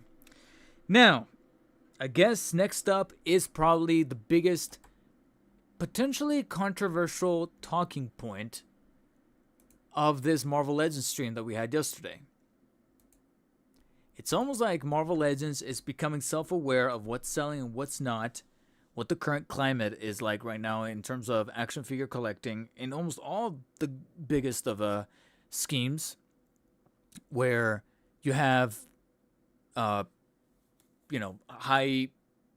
caliber, prestigious or high concept tiers of collecting, like the 1/6 scale with like Hot Toys and Inart. Even they're susceptible to doing remasters or 2.0s of figures, kind of redoing figures. And probably someone over at Marvel Legends thought that, hey, we got companies like Inart and LPZZ tackling the DC line in this scale, in the 6-inch scale, giving companies here in the States and even some others overseas like Mayfix and Figuarts a run for the money as far as the price that they're offering these figures, and making it I don't want to say affordable, because I saw a comment, someone saying, you guys are pretending like it's $20. First of all, nobody's pretending. Shut the fuck up. Second of all, when companies here in the States are now closing that gap to where you can't find a figure that's $20, it's either probably after taxes, minimum 30 to somewhere close to about 40 or 50, like that Magic the Gathering collaboration between Marvel Legends and Magic the Gathering, which I saw in store the other day, and I'm super glad I didn't get it, because that battle damaged Spider-Man is literally just the Renew Your Vows figure, only with battle damage. So I'm like, what am I paying $40 for? Oh, because of the Magic the Gathering card? I don't play Magic the Gathering. Fuck off.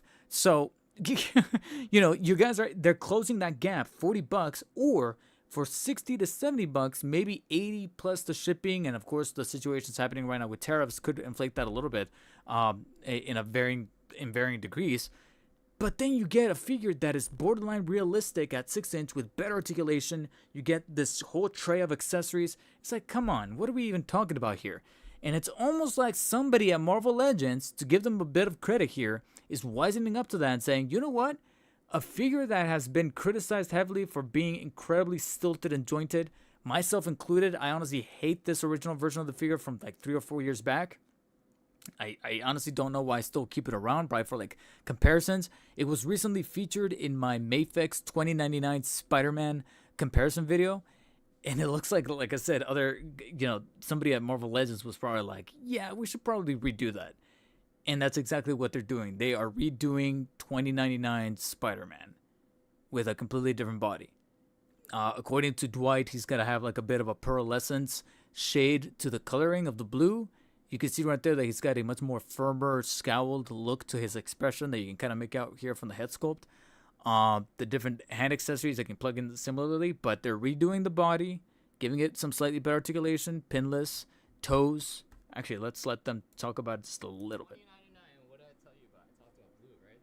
He's blue. He's got toes this time. Yeah, he has toes. So there's really nothing. There's toes, at He's least. done asking me questions for the year. I'm done. Because very first figure of the year, Here we keep go. the toes. So your opinions are now null and void, and I can move on. Marketing gets only one thing to say. Okay. And it's toes.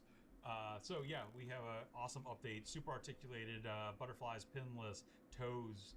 A kind of I don't even know how to describe the coloring on his back, kind of cape wing thing, but it's got a pearlescence to it. It's really pretty. It looks really cool. So there you go. And on the classic card, looks really nice. Gotta get 2, 1 in, 1 out. All right, and now the second character that we're gonna reveal. We're not gonna reveal the entire Spider-Man wave here today.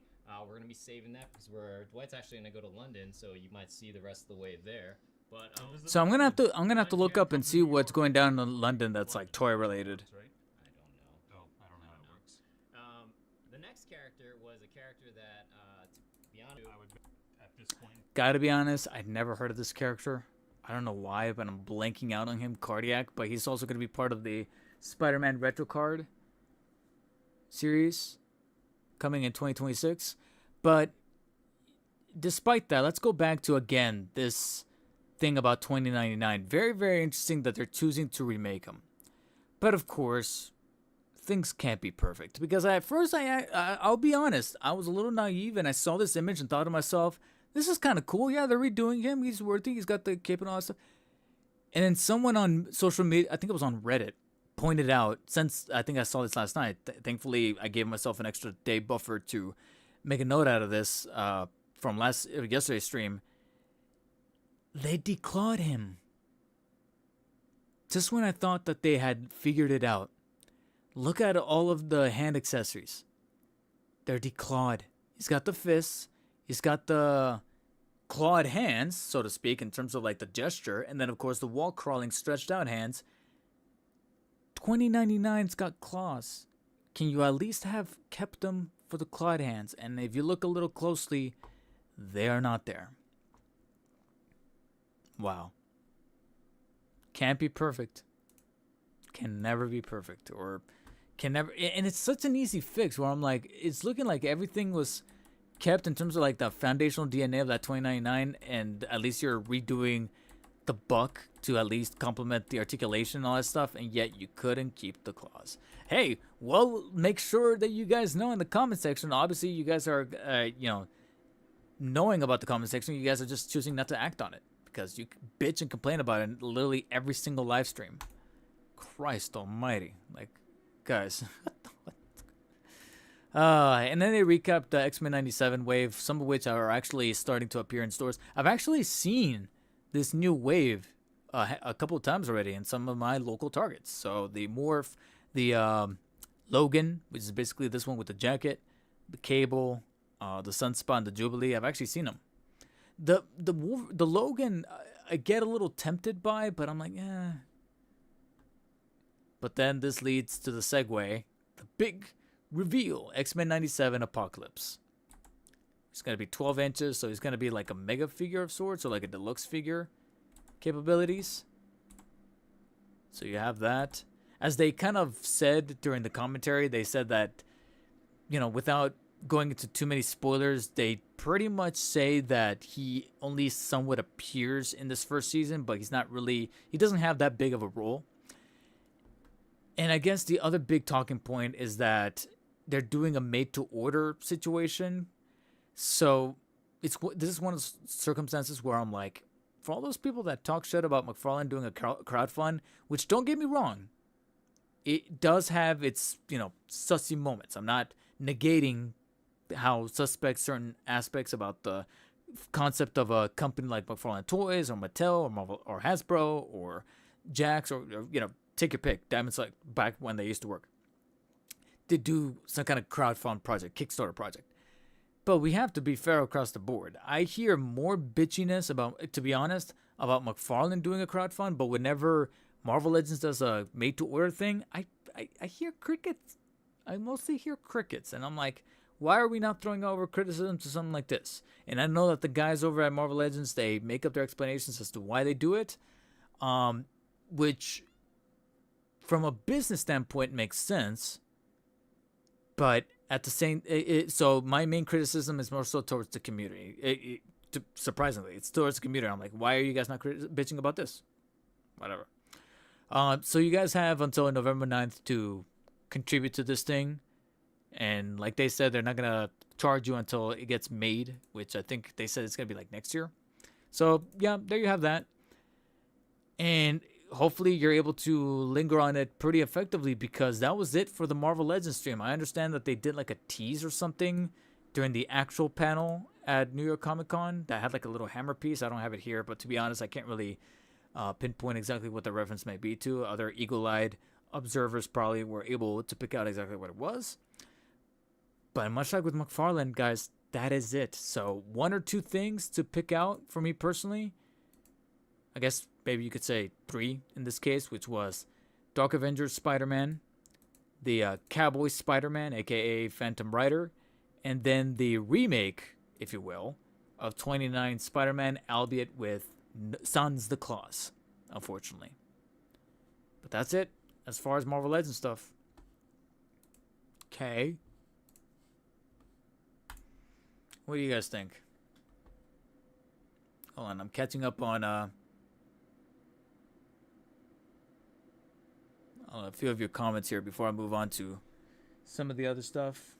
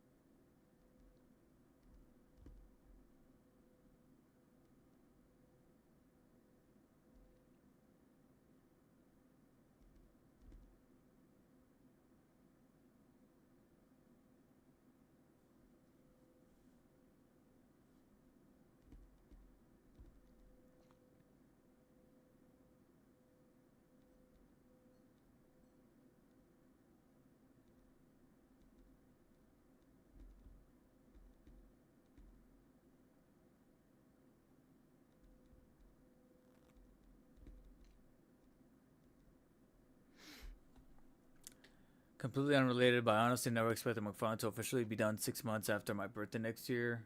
I've collected since 2023, and it's been kind of like eh. Ever so often, I have to remind myself that when he got the license in I think late 2020, I think they did make it clear that it was like slated for just 5 years. I guess I guess I just saw an AI video. I guess there was this like little part of my brain that was thinking like, oh, maybe they'll renew the license, they'll negotiate, but it doesn't seem like that's gonna be the case if we're being honest.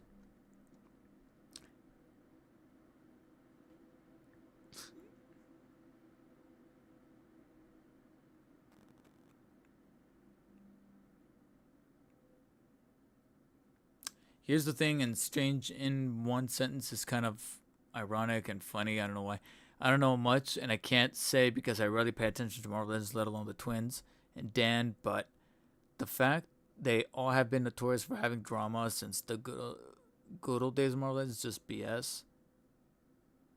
And the way Dan sounds snarky about what he says just says a lot about his character and how he and Hasbro are at this point of taking criticism over the years.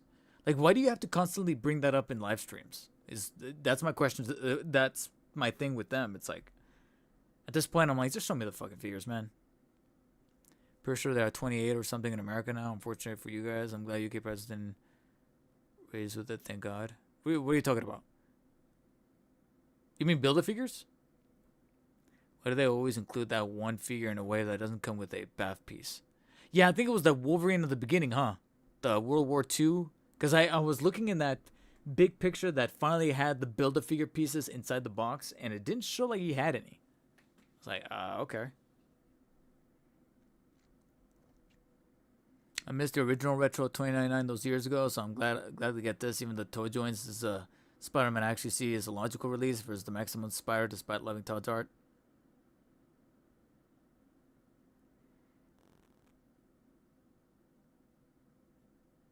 Actually, Bones, you might be right. That might be the Renew Your Vows body on that. What was it? The spider? The Phantom Spider? Or no, because that one came with the rocker, right? I'll have to pull it back out.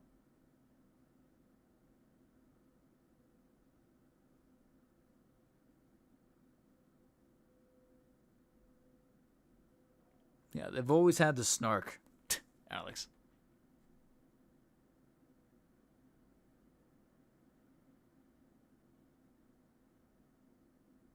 Yeah, that 29 Spidey is just borderline perfect, but you had to declaw him? Like, really?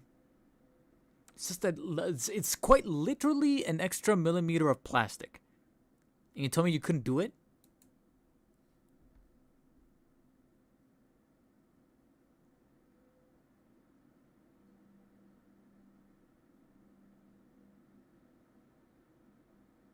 I mean, hell, at this point, I'd say get the Star Wars guys because, like I said, after they showed this off, they went into the Star Wars stuff with two different guys that are probably in charge of the Star Wars stuff. And look how this guy opens the stream, or his portion of the stream rather. action with you here. So thank you so much, fans, and we'll see you guys later. Maybe at MCM or Luca. Ooh, That's next. That is next. All right, see you later, guys. Peace out. Hello there. Great to be back with you, Star Wars fans. He did the thing, man. I instantly smiled. He starts the stream and like this guy. Look at the bald guy over here. Look, he's smiling because he knows what he did. He knows what he did. Yeah, he knows. Come on, man. Instantly, I was like, I almost want to watch this, but I'm just not into the Star Wars Hasbro stuff. It's still overwhelming. But yeah, come on. Like, look at that. It's been an amazing New York Comic Con so far. Chris and I have been at the booth seeing you all and here at the same time. How that worked, I don't know, but it worked. It worked. Everything's possible through the Force. Absolutely. And a really special day today because this is our panel day. It is. Yes. It is, and our first time shoulder to shoulder on a stream like this. Yeah. Great so, to be here with you. Nice little recap coming up here. I can tell that he's a little bit more introverted. He's like, oh, do I have to do... But at least there's no snark. There's none of that.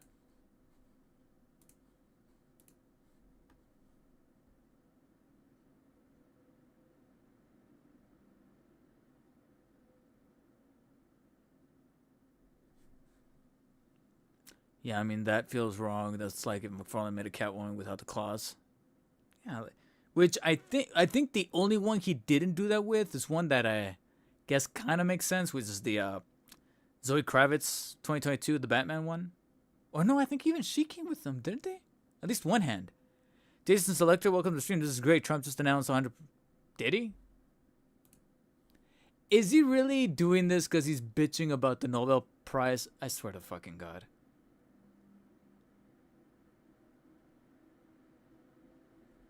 Yeah, he's no. Well, according to this, he says that he's threatening. He hasn't actually like. He's threatening, so it hasn't happened, but he's threatening.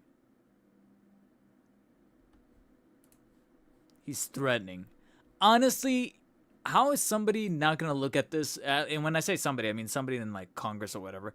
How are they not gonna see this and go, "Oh, you're just bitching because you didn't win the Nobel Peace Prize"? Shut the fuck up. Like, you take politics out of it. You're just immature. It's like, it's like, how does anybody on either side go look at this guy and go, okay, you're just immature. Like, get out of here. Like, you're flailing. You're magic carping. Magic carp, magic. And it sounds like him too.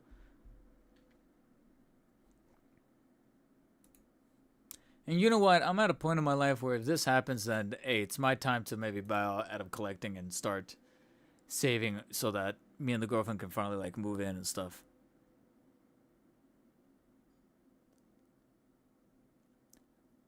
Holding the world hostage over precious metals? Who fucking cares? Like, what precious metals? Vibranium?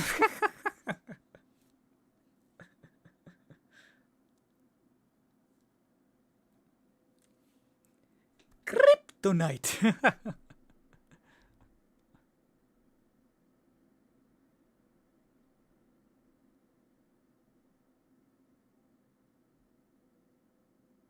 I'll say I have had... Ooh, I don't want to click on something by accident.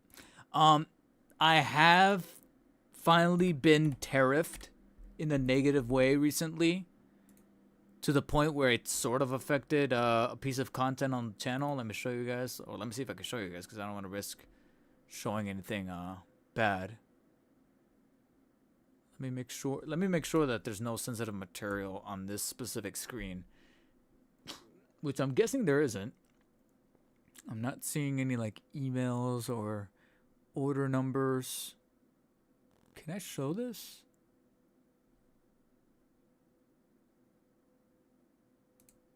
Let me see what happens if I click on this. Because I think the next screen might show some stuff. Yeah, it shows some stuff. Yeah. Okay, so I'll just tell you guys. I won't show it just to not risk showing anything. Okay, good. Yeah. So basically, I've been tariffed in that negative manner, where the Mayfix Miles Morales, adult Miles Morales Spider-Man figure finally came in, the renewal version. Actually, let me at least do this. Let me see if I could at least show you guys the product page of the figure I'm talking about here. Huh. Wow. I wonder why it's still in stock. This guy.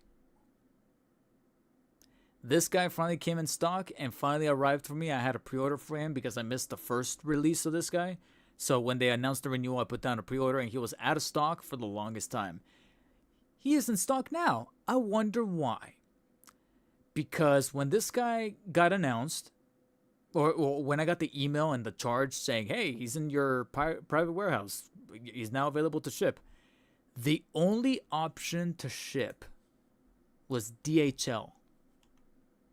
And because of these fucking tariffs and all that stuff, to ship through DHL, it would cost an additional $93.87. More than the figure. The figure's price was $77. So we're talking a little over double the figure to ship it.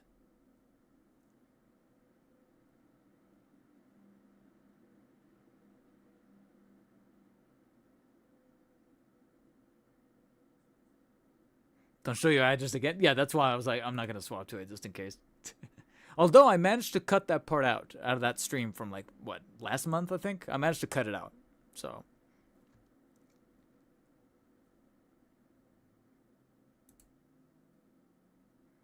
But yeah, $97 through DHL.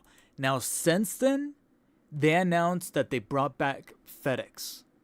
So let me go back and select FedEx, which is technically a little cheaper, and apparently the tariff for FedEx is lower. However, we are still talking.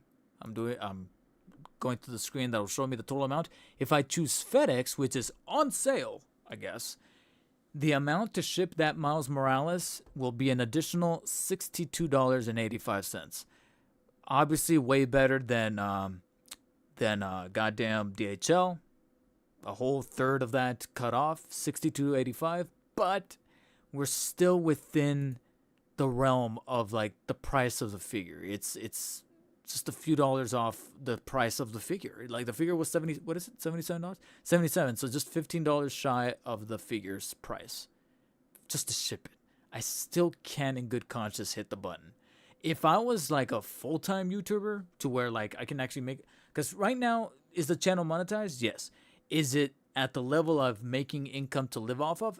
Absolutely fucking not. I'm still applying to video editor positions, content creator positions. And then if there's something here locally that's like 5 minutes away, that's like a simple dishwashing job or stalker job, something that I can kind of like just be introverted with and just routinely do, I apply for those. I've been getting rejected for simple dishwashing jobs. Gee, I wonder why. I wonder fucking why.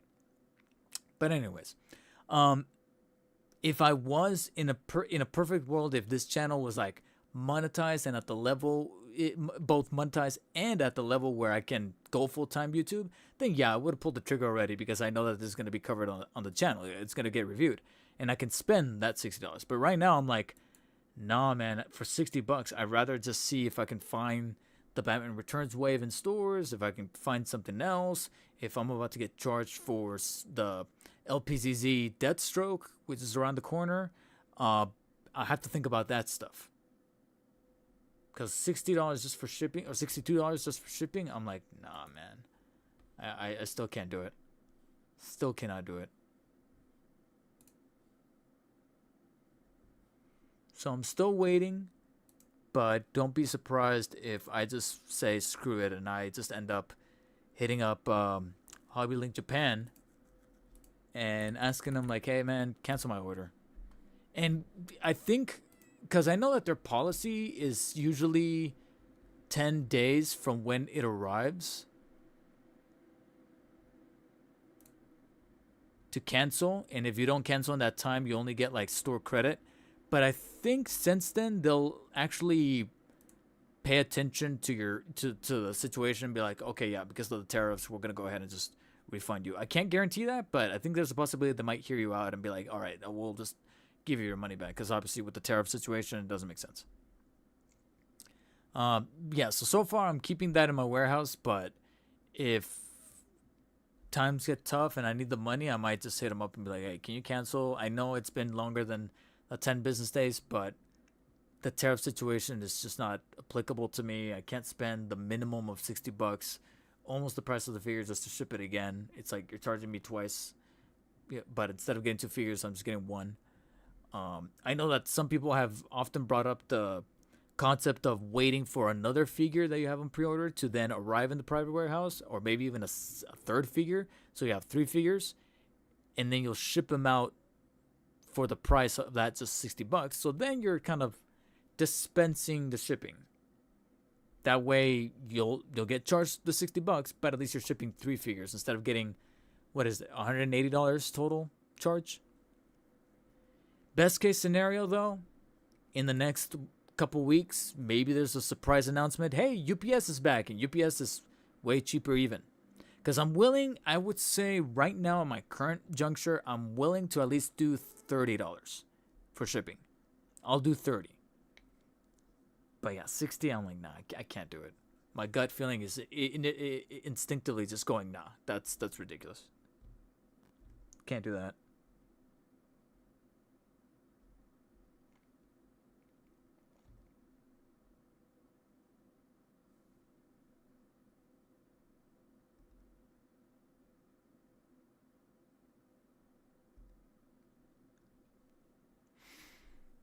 All right, so real quick, let me talk about this Inart thing that was kind of dropped a little bit, a potential leak.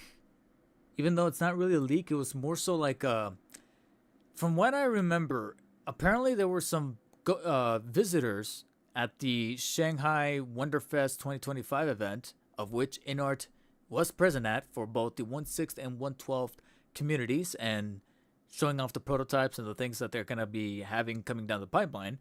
But apparently the people that were able to visit also were given like this little voucher or like this little thing that had what appeared to look like a release schedule. And I feel like the term release schedule is a little inaccurate. I feel like it's more so of a set list or an arrangement, because a release schedule would then have actual proper dates. And I don't think they had dates. I think it was more so just like like I said, like a set list. Like when you go to a concert and they'll show you the set list of the songs that the band or the artist is going to be performing in that order. But this is kind of similar to that, except it doesn't have exact windows of release, which makes sense. If you're completely uncertain of when you're actually going to be able to drop these figures, or let alone be able to pre-order them, then you wouldn't want to put that information out there. But it looks like this is seemingly the release schedule, which has since then been translated from Chinese to English, of what the 1/12 series or the 1/12 format could be having coming down the pipeline in order. So according to this translation, which was done by, credit to Illustrious Key 8204 for this information. Okay, cool. Good to hear. But again, no dates, just simply what seems to be the arrangement. Take this with a grain of salt, pure speculation, but it seems like leading the pack, and this is one of the little details that makes it kind of understandable as to why there might be some slight credibility, loose credibility in this, is because the first one is actually the 1/12 Catwoman from The Dark Knight Rises on this list. That slightly checks out, slightly, because I believe there was this like leak or this like image going on the site where it showed like a silhouette of pre-orders that are going live in October, and one of those first silhouettes was in fact, you can kind of make out from the silhouette, was in fact that of Dark Knight Rises Catwoman, and it had the little 1/12 labeling on it. So there's signs pointing that 1/12 Catwoman from The Dark Knight Rises is going to be the first, at least the first pre-order launch. I don't know if it's going to actually release, but the first pre-order launch. So I'm like, all right, that checks out. After that, we then get into some iffy territory. It would be practically sorcery if they're able to nail this, especially as we get to this like little middle part which is why I get a little on the skeptical side, because you had me at the beginning with Catwoman. But if this is to be believed, you're going to tell us that the second, third, and fourth 112 release is in fact the Batman, the Pattinson Batman at number 2, and then number 3 and number 4 respectively, or number 3, 4, and 5 respectively, is basically the Trinity, the Holy Trinity from BVS, Superman, Batman, and Wonder Woman from BVS. Especially since Wonder Woman was an unpainted prototype at the Wonderfest event. That's where we start to get into some skeptical territory. But the reason for why it could go either way, it could be a wild card, a long shot, is because, yeah, they showed an unpainted Wonder Woman at Wonderfest. But at this year's Comic-Con event in San Diego, they showed an unpainted Catwoman from Dark Knight Rises. But last year's San Diego Comic-Con event from Inart had a fully painted and fully articulated Catwoman. Sometimes it does kind of look like they grab whatever they have access to. They probably have a finished model that's gone to mass production of Catwoman, but they didn't have it in hand, and they were probably like, I'm sorry, I'm just going to be blunt and honest here. They were probably a little unprepared, a little scatterbrained, and while they were literally packing their bags to catch the flight to then come to San Diego, they were like, where's the finished prototype of Catwoman? Oh, it's already gone to the factories. Okay, then I'll just grab the unpainted one. And that's what we saw at this year's Comic-Con. And that explains why we saw the unpainted one at this year's Comic-Con, but a fully painted, fully realized one last year. Which is why it could be a bit of something short of a miracle that's why number 1 at this list is that 112 Dark Knight Rises Catwoman, and why Wonder Woman is kind of right there in the top third of this list, even though she was unpainted at this year's. But it's possible that maybe they do have a fully painted one behind the scenes and they just didn't want to show it just yet. Or they couldn't get to it in time for Wonderfest this year. Which is why ever so often I think that Inart should start pulling a Nintendo and start doing like live streams or presentations of their own without tying it to San Diego or tying it to Wonderfest. Do your own thing. Set a date for yourselves where you guys feel comfortable and be like, we're doing this direct style thing. That would be kind of neat. And it would also offer some better communication, because one of the things that we've been criticizing Inart for doing or lack thereof, or kind of being a little bit faulty on, is communication. That's something that they need to polish up. So it would be a cool thing to do if they were to do their own little like Inart Direct. I would be supportive of that. And this is again where we start to get into some weird territory, because right below the BVS Trinity we have Bane and Joker from Dark Knight and Dark Knight Rises. I don't know why it says Dark Knight Rises for Heath Ledger, but anyways, those two again barely made their first appearance at this recent Wonderfest, but they're already here a little higher than expected, and furthermore higher than the Arkham Origins Batman, which was revealed at last year's Comic-Con. But he's all the way down here. I was fully expecting Arkham Origins Batman to be at least up here, like number 2. So that's why I'm like, are we certain? And then we got the Deathstroke, which was also shown.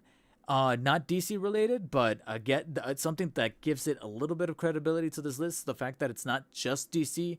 You also have some other things incorporated here from 112. You have the Bruce Lee figures, which were also shown at last year. Actually, no, I take that back.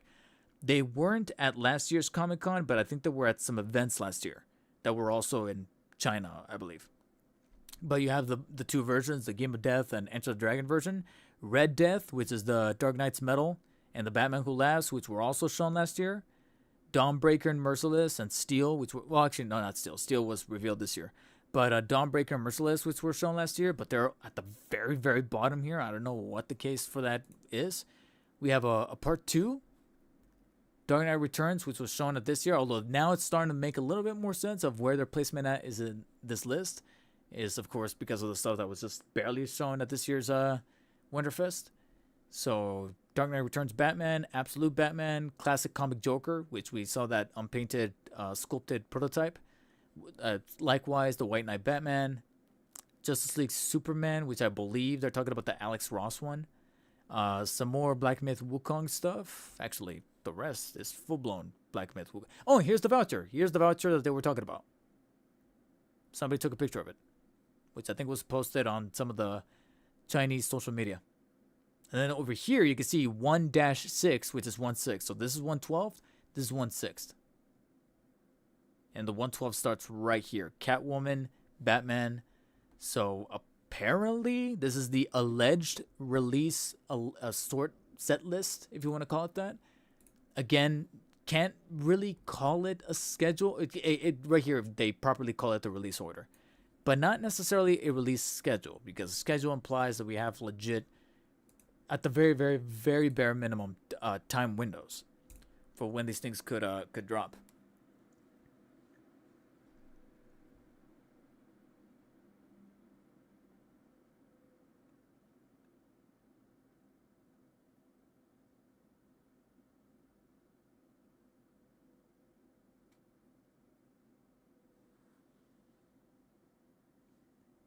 Yeah, Bones is bad. It's getting bad in regards to the whole job hunting. Like, something needs to change.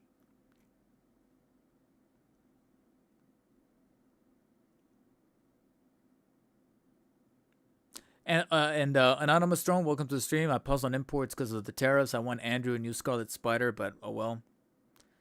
Yeah, that's why I'm looking at like my list of things that I have on pre-order in terms of imports, like Hobby Link Japan, Hobby Genki, maybe even some Toys Metaverse stuff, and be like, okay, like, don't sneak up on anything. I'm waiting to see how Toys Metaverse is gonna handle some of the things I have on pre-order. Because if they slap something on that is unrealistic, then unfortunately, guys, like, a lot of content that I was planning for the channel is gonna have to take a pause. Because, like I said, realistically, I can't ship some of the stuff because it just doesn't make, financial sense to do so right now. If the channel was in a better standing, or just was simply just bigger in terms of like being like at full-time capacity, then cool. But otherwise, I'm like, nah, I'm not there yet. Not there yet. Upcoming list. Why is Origins Batman still so far out? That'd be really nice. It would be just crazy if, like, out of nowhere at the end of this month or beginning of this month, pre-orders go live for like the first 5 or 6. You know what I'm saying? And they're like, hey, this is why we've been so quiet and why it's taking so long is because they're done. Just batch release them. And I'm like, oh, like busting a nut everywhere.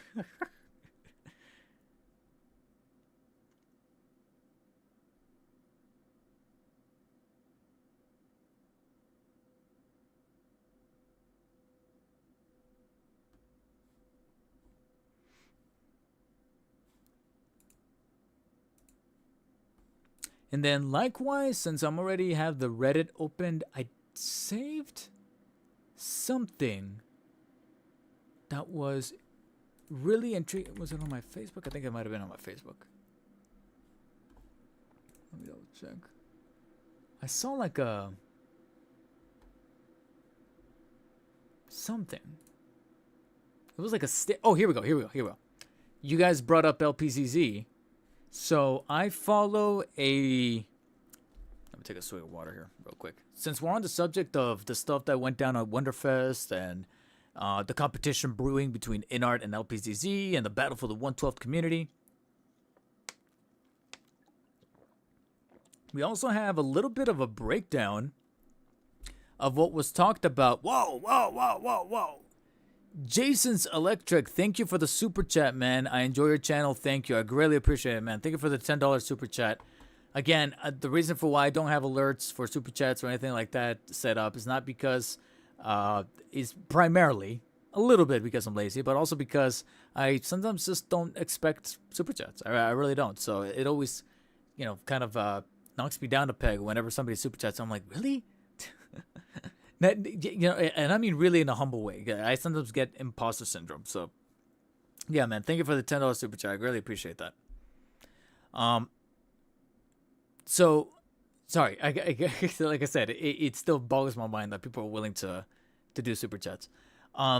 So, a retailer that I know is a little contested within the 112 community as far as the sites that we get our imports from. Obviously, we talk about Hobby Link Japan all the time. We talk about Hobby Genki with those imports. And then recently, we talked about, in regards to Inart and LPZZ, we talked about Toys Metaverse, Bumblebee, Guns Dammit has been brought up a couple times. And then among them is also 5K Toys. Some of you guys have also brought up 5K Toys. Just to keep my ear to the ground as far as when things are starting to move, like when things are finally shipping or making their way port side or about to get orders fulfilled, yada yada. I decided to follow 5K Toys on social media, and perhaps it's a good thing that I did because they recently put out a little bit of a statement on both Instagram and on Facebook where they covered some of the information they were able to extrapolate from the folks over at UP Feingoers LPZC. And here's the little recap that they offered. I'll briefly read it here. LPZZ keeps pushing forward with their officially licensed DC lines. The main challenge right now is production capacity. The demand is so high that their first Batman release needs 8 to 9 separate batches to fulfill all orders. I'm wondering, what are they talking about their first Batman release? Are they talking about Arkham Knight Batman? If so, I'm hoping that explains why some of your guys' orders haven't been fulfilled yet by 5K Toys. So hopefully that's shedding some light there. LPZZ is already looking for backup factories to speed up manufacturing. Other than that, there's nothing to worry about. Top-tier design, great articulation, and an affordable price remain their hallmarks. And as many Chinese fans know, the lead designer, this part gets crazy. As many Chinese fans know, the lead designer, quote, Old Bruce, quote unquote, Old Bruce, nicknamed Old Bruce, formerly from Inart, has now brought his talent and experience to LPZZ. The plot thickens. Damn. Someone from Inart is actually working at LPZZ. Someone nicknamed Old Bruce. So I wonder, can I buy a ticket to Shanghai or just wherever is best, whatever place fits best, China, to then kind of like Better Call Saul style or Breaking Bad style, go out into a very deserted landscape, have the two cars kind of be like facing each other, and I get out of the car, and then this Old Bruce gets out of the car, and we both kind of look at each other from a distance, and we just slowly approach ourselves in a very cinematic fashion, and we just exchange information as in regards to what it is that he's doing over at LPCC. God damn. So yeah, I just kind of wanted to cover this a little briefly. I guess while I'm here, let me go to their Facebook page to see if they talked about anything. Oh, a little bit. I didn't see this one. Yeah, oh yeah, this was from this morning because I saw the LPZZ one yesterday, I think. Was it yesterday? Yeah, well, 16 hours ago. Yeah, it was last night. But I did not see the Inart one. They do have an Inart one right here. Let me read the... Oh, wow. That's really brief. That's a little disappointing. Inart continues to expand both its Black Myth Wukong game IP line and DC line, showcasing several newly revealed prototypes alongside previously announced figures. Kind of a nothing burger. There's that steel. Looks kind of neat. There's that a cleaner look. I wish I would have had this photo a little earlier. But a cleaner look at that Absolute Batman from Inart. White Knight Batman. Comic Joker. Alex Ross Superman. Dark Knight Returns Batman. XC Suit. Arkham Origins Batman with effects. And there you go. There's that Deathstroke and Arkham Origins Batman, which, like I said, this guy, I'm sorry, I have to say it, it's a bit overdue. It's a bit on the overdue side.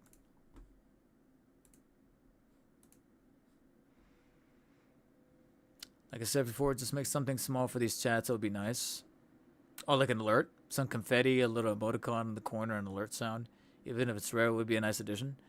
Yeah, I mean, what kind of makes it a little daunting is knowing that in order to do that, I have to, like, start overlaying, what is it, like, Streamlabs, Stream Elements over to it. So, I'll look into it.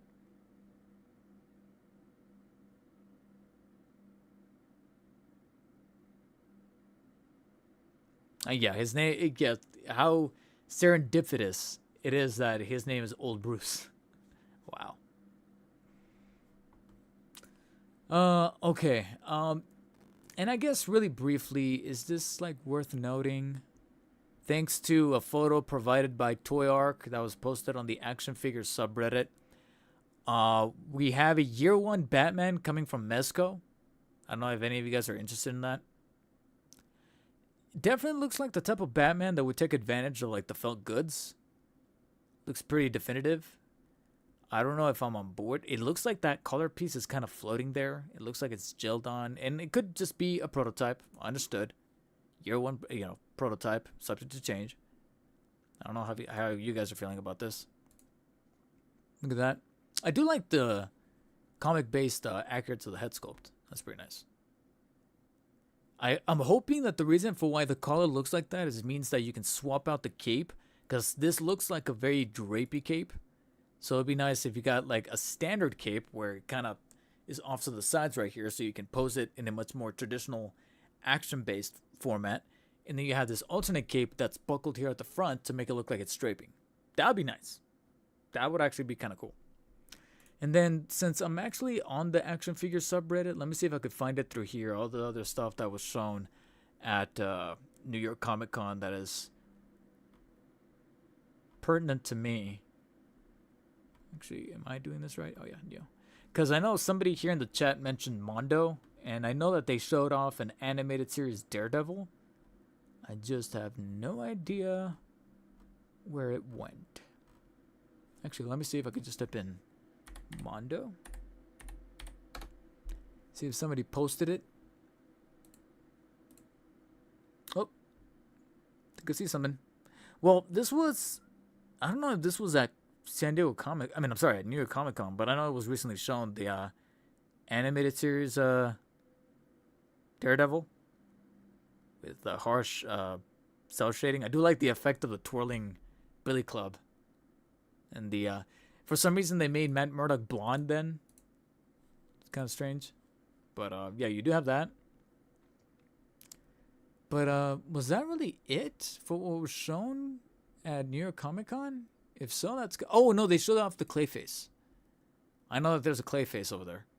That looks kind of neat. I do like the effect of him, that piece that you could attach right here of him being trapped inside. That's nice.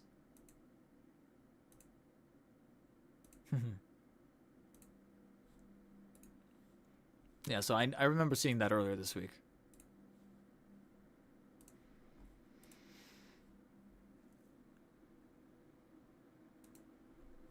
Yeah, I haven't received my Batman yet from 5K. So yeah, like they were kind of breaking down a little bit of the information relayed from LPZZ that they recognize that they're trying to get more factories. So that's probably where it's coming from. All right, guys, gonna call it there. I'm already starting to get a little hungry. It's already been a little over 2 hours. Granted, it could have been a shorter stream, but at the same time, it would have been a little too short because, as mentioned, I sadly, to an extent, sadly, not a whole lot to take away from McFarlane Toys' panel at New York Comic Con today. And you can see that we only had like 2 or 3 highlights out of the Marvel Legends from yesterday's stream. So, yeah, that's all I can really talk about, which is why the bulk of the beginning of the stream had to do with my recent experiences trying to hunt down these Batman Returns figures. Here's to hoping that maybe I'll have some better luck either tonight or sometime this weekend, but either way, I still have quite a bit of material to keep me busy. So if you guys are out there hunting, stay safe. Please keep it safe. Keep it rational. Don't be spending too much gas because at the end of the day, sometimes all this just ends up being bullshit. Like I said before in my story with the whole UPC code being shared with the Superman Superbot figures is goddamn ridiculous, but that's just the nature of the beast. So anyways, yeah, guys, I'm going to call it here. Once again, Jason's Electric, thank you for dropping by the stream and also for the $10 super chat. Bones, Big Rib, thank you for joining. Alex, Anonymous Throne, Richie Figs, Blackout Mike. Who else was here?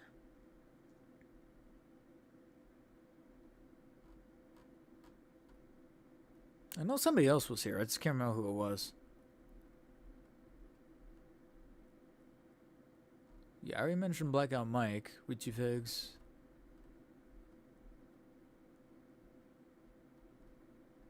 Is that really about it? No, I guess it is. Yeah, I'm already seeing the top of the chat there. Okay, cool.